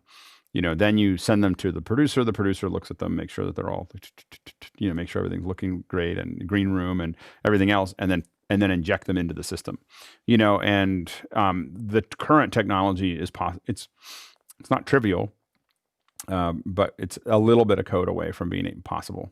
It's not a lot of code. It's like a March, April kind of probably capability, not a 2022 kind of capability. But that, a lot of us have talked about that for years of inside as the Mukana and its previous versions developed was you want to be able to take a text question that you pull and yank someone in. In fact, Google Hangouts used to do it. You could take someone who was commenting. Google Hangouts used to let you in Hangouts on Air grab onto someone and put them in a green room and then put them up into it. So the thought process behind someone's asked a question and then they get brought onto stage and then pushed into the show is you're right on the mark of that's the next step, especially for large events, like really large events where, we can't have everybody in video, but they may want to be in video. And then you want other things like people saying when they join, do they want to be, they may not want that, so when we see their question, what we need is a feedback that says not interested, like not interested in video, not interested in audio, or more important, I guess, positively saying yes to video, yes to audio, so that when we see their question, we can just read out their question. If they say yes to video and audio, we can decide that that's something we want to do. And when they do that, you'd want them to sign in a big world, you'd want them to sign a model release and, all the other things that you want. I think in Zoom you kind of do that on the way in, but you could do that as part of a specific TOS rather than for everybody. Anyway, Sky. I don't know where this, I think this fits into the conversation. We did do a hybridization of a StreamYard training on a Zoom call to keep all of the protocols of rights and things. And so to use that outside resource and bring in to a Zoom meeting, it's a done thing as well. And I don't know where that component fits into your conversation, but it's been done and can be done. It's the again what Guy's pointing to is or not what Guy's pointing to or what Craig's pointing to is this is where these virtual events become bigger than. There we go. What we're talking about are we've all seen the little pieces of it. Those of us who've been working in virtual events for 10 or 15 years, we know what's possible. Like we haven't seen it all put together in one place at one time. Tony Robbins is doing part of it, but he's not doing all of it. We're doing part. I'm doing part of it, and but not all of it. But we can see like, oh my gosh, if you put all these pieces together, you'd end up with something that you could never fit back into the physical world. Like you couldn't, like it just gets to a point where it doesn't fit into that box anymore because it's so big, and it's again, like I've talked about in the past when we let people fire off a flamethrower with their Facebook comments, horrible disaster of a show, but it was like this light in my, so imagine students being able to interact with, in a science thing or in a whatever, be able to move something with their comments or move things, with, what they're doing or request access to, and we've seen little pieces of that. People get highly engaged in a level that, we don't see anywhere else, and so you don't have to use all of it all the time. It's just that we need to get to a point where we have all those tools. And we say, for this event, we're going to grab this tool and put it in, and we're going to grab this tool and put it in. And, we're not quite there yet, but this year we'll get there. I strongly believe in the next 18 months, what's going to happen is that the technologies are all going to merge together where we're getting, all of us are, there's so much money right now being spent in it. I mean, the reason I did over 100 events in the last, between March and now. And the reason I did so many events is because there's so much money in doing it. And what happens? Our technology got better. Our technique got better. The tools that we were using got better. Everything's evolving very, very fast right now. It's like 110 degree water with lots of yeast. Just like, everything's churning. And, by the end of this year, it's never gonna be the same. And that's the opportunity that we have as a group, whether it's education or production or whatever, is get ready for that new future, because the new future is coming no matter what. Like we're now at a point where we're past the point of no return. There's no, like, this is, all the predictions about what was going to happen has happened. Nothing's really going to change this year. And inside of that, there's going to be a huge building of technology and technique. It's not just technology, it's the technique of how to do it. It's the guys like, Jeff Keithley and Blue and Grant and the stuff that we're doing, the stuff that, Guy's experimenting with, and some of the stuff that John's doing. And like all these things are, and what the education, Aaron and Trevor and all these other folks are doing, we're all figuring it out. We don't have the answer yet, but it's all coming together. And I think in the next 12 to 18 months, it's going to come together. And at that point, no one's going back. People will go back, they'll try to do it for a while, but that era, radio never went away, but it's not the same as it was in the 50s. It's not like it's like, physical events will still be around, but it'll be kind of like radio, kind of like AM radio of like, yeah, you do it, but there's newer ways of doing that. Go ahead, Leland. Just one thing I wanted to mention that we learned with Phil Langer and I when we did the weddings on I Do TV was the fact that we were able to connect someone in a boat to a wedding in a subdivision somewhere in New York. And they were people that would have been at a wedding physically, but they were able to connect and talk over a television set with a microphone in their hand. That was the coolest experience we had during that whole production, but it was something that we realized the potential of. And now we're trying to reach those potentials at a higher level. And the wedding that we worked on, where we had a handheld rig with I'm going to say this because this relates to education. We had a handheld rig with a screen, and that screen had a Google Hangout on it. And the camera was using a Teradek bolt to go back to a computer that was wired. That there was another Teradek bolt that sent the video frame back to the little screen. It wasn't above; it was below the thing. And then we had a little speaker that popped all that out, and it was like a little shoulder mount. We were able to walk through the wedding wirelessly. So we're walking through the wedding, and the people in the hangout are from Texas and India and Pakistan and Japan, and they would have never come. They would have never been part of it. And instead, they're wandering. They're not. It's not just that they're. It's like it's a place that people would go to say hi to them.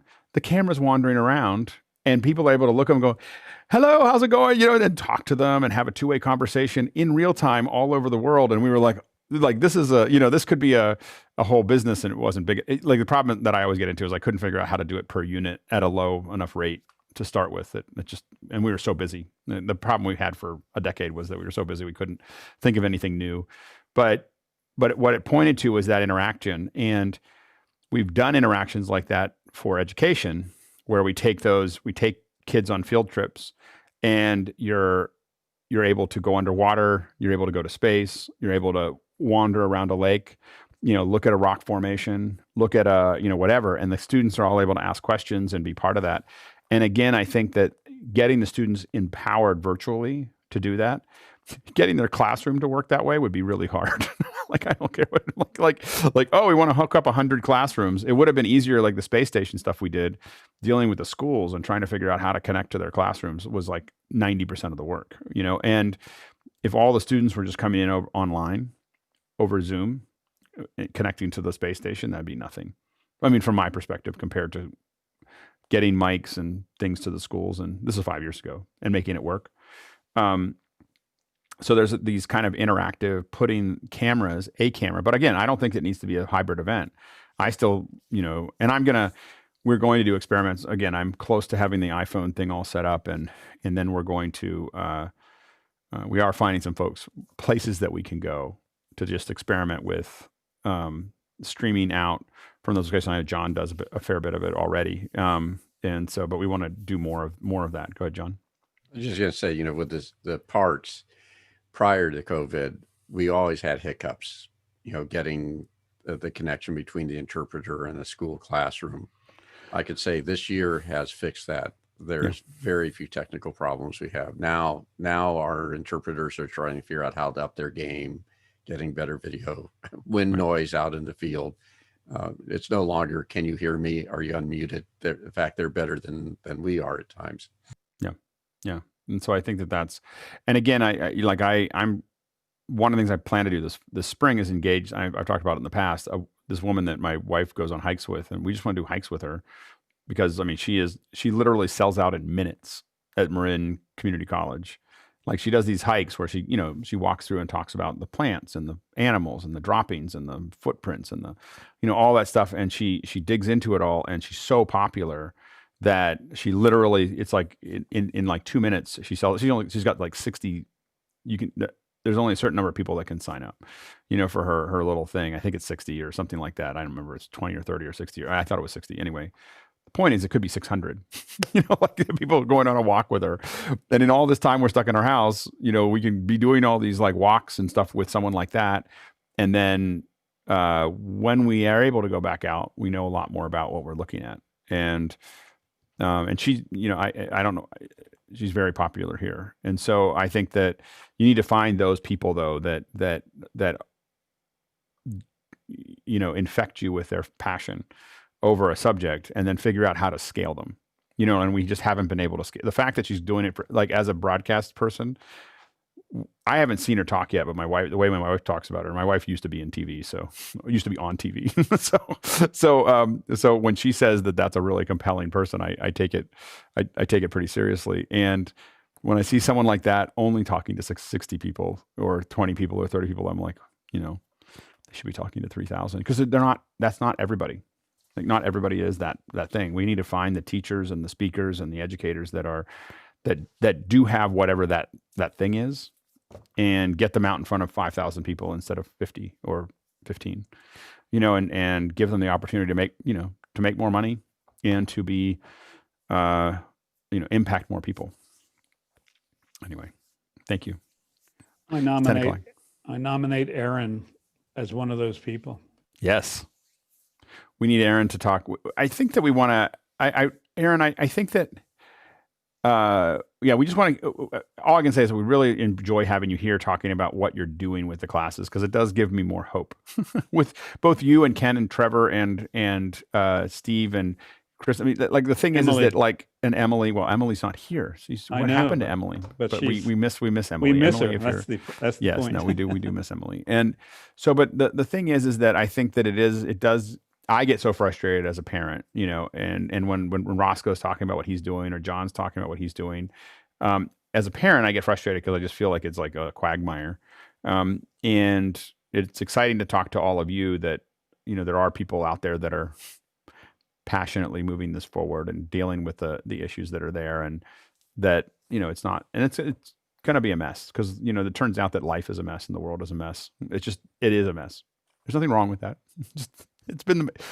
Fortunately for us, it's been a mess for about 2 billion years, you know, like, and when it wasn't a mess, we got hit with like everything probably got pretty settled. And the dinosaurs were like, oh, this is a pretty good life. And then they got hit with an asteroid. Steve. Yeah, I'm loving this conversation. I'm terribly optimistic about what's coming up in the future. I think as teachers, we've only had like the last 9 months to kind of get up to speed. And I think we're all opening our eyes to what the possibilities are, so that we can now start to think about those classes that we only teach once a year, or we you know, infrequently, because we've had to shift over all these things at such a short amount of time that I think we're just going to get better and better iterations as the semesters go forward. And as you say, the technology is improving more and more. I'm terribly optimistic that we could get to the point of what you're talking about, Alex, where we could start to make that shift over, and it is going to happen, and that's the exciting part. Right, and while I can't talk about it too much in detail for a lot of the shows, Inscopix, as I said, is just a very basic one that we did. I will say that we've gotten the opportunity to work on some where we really get to see what the possibility is.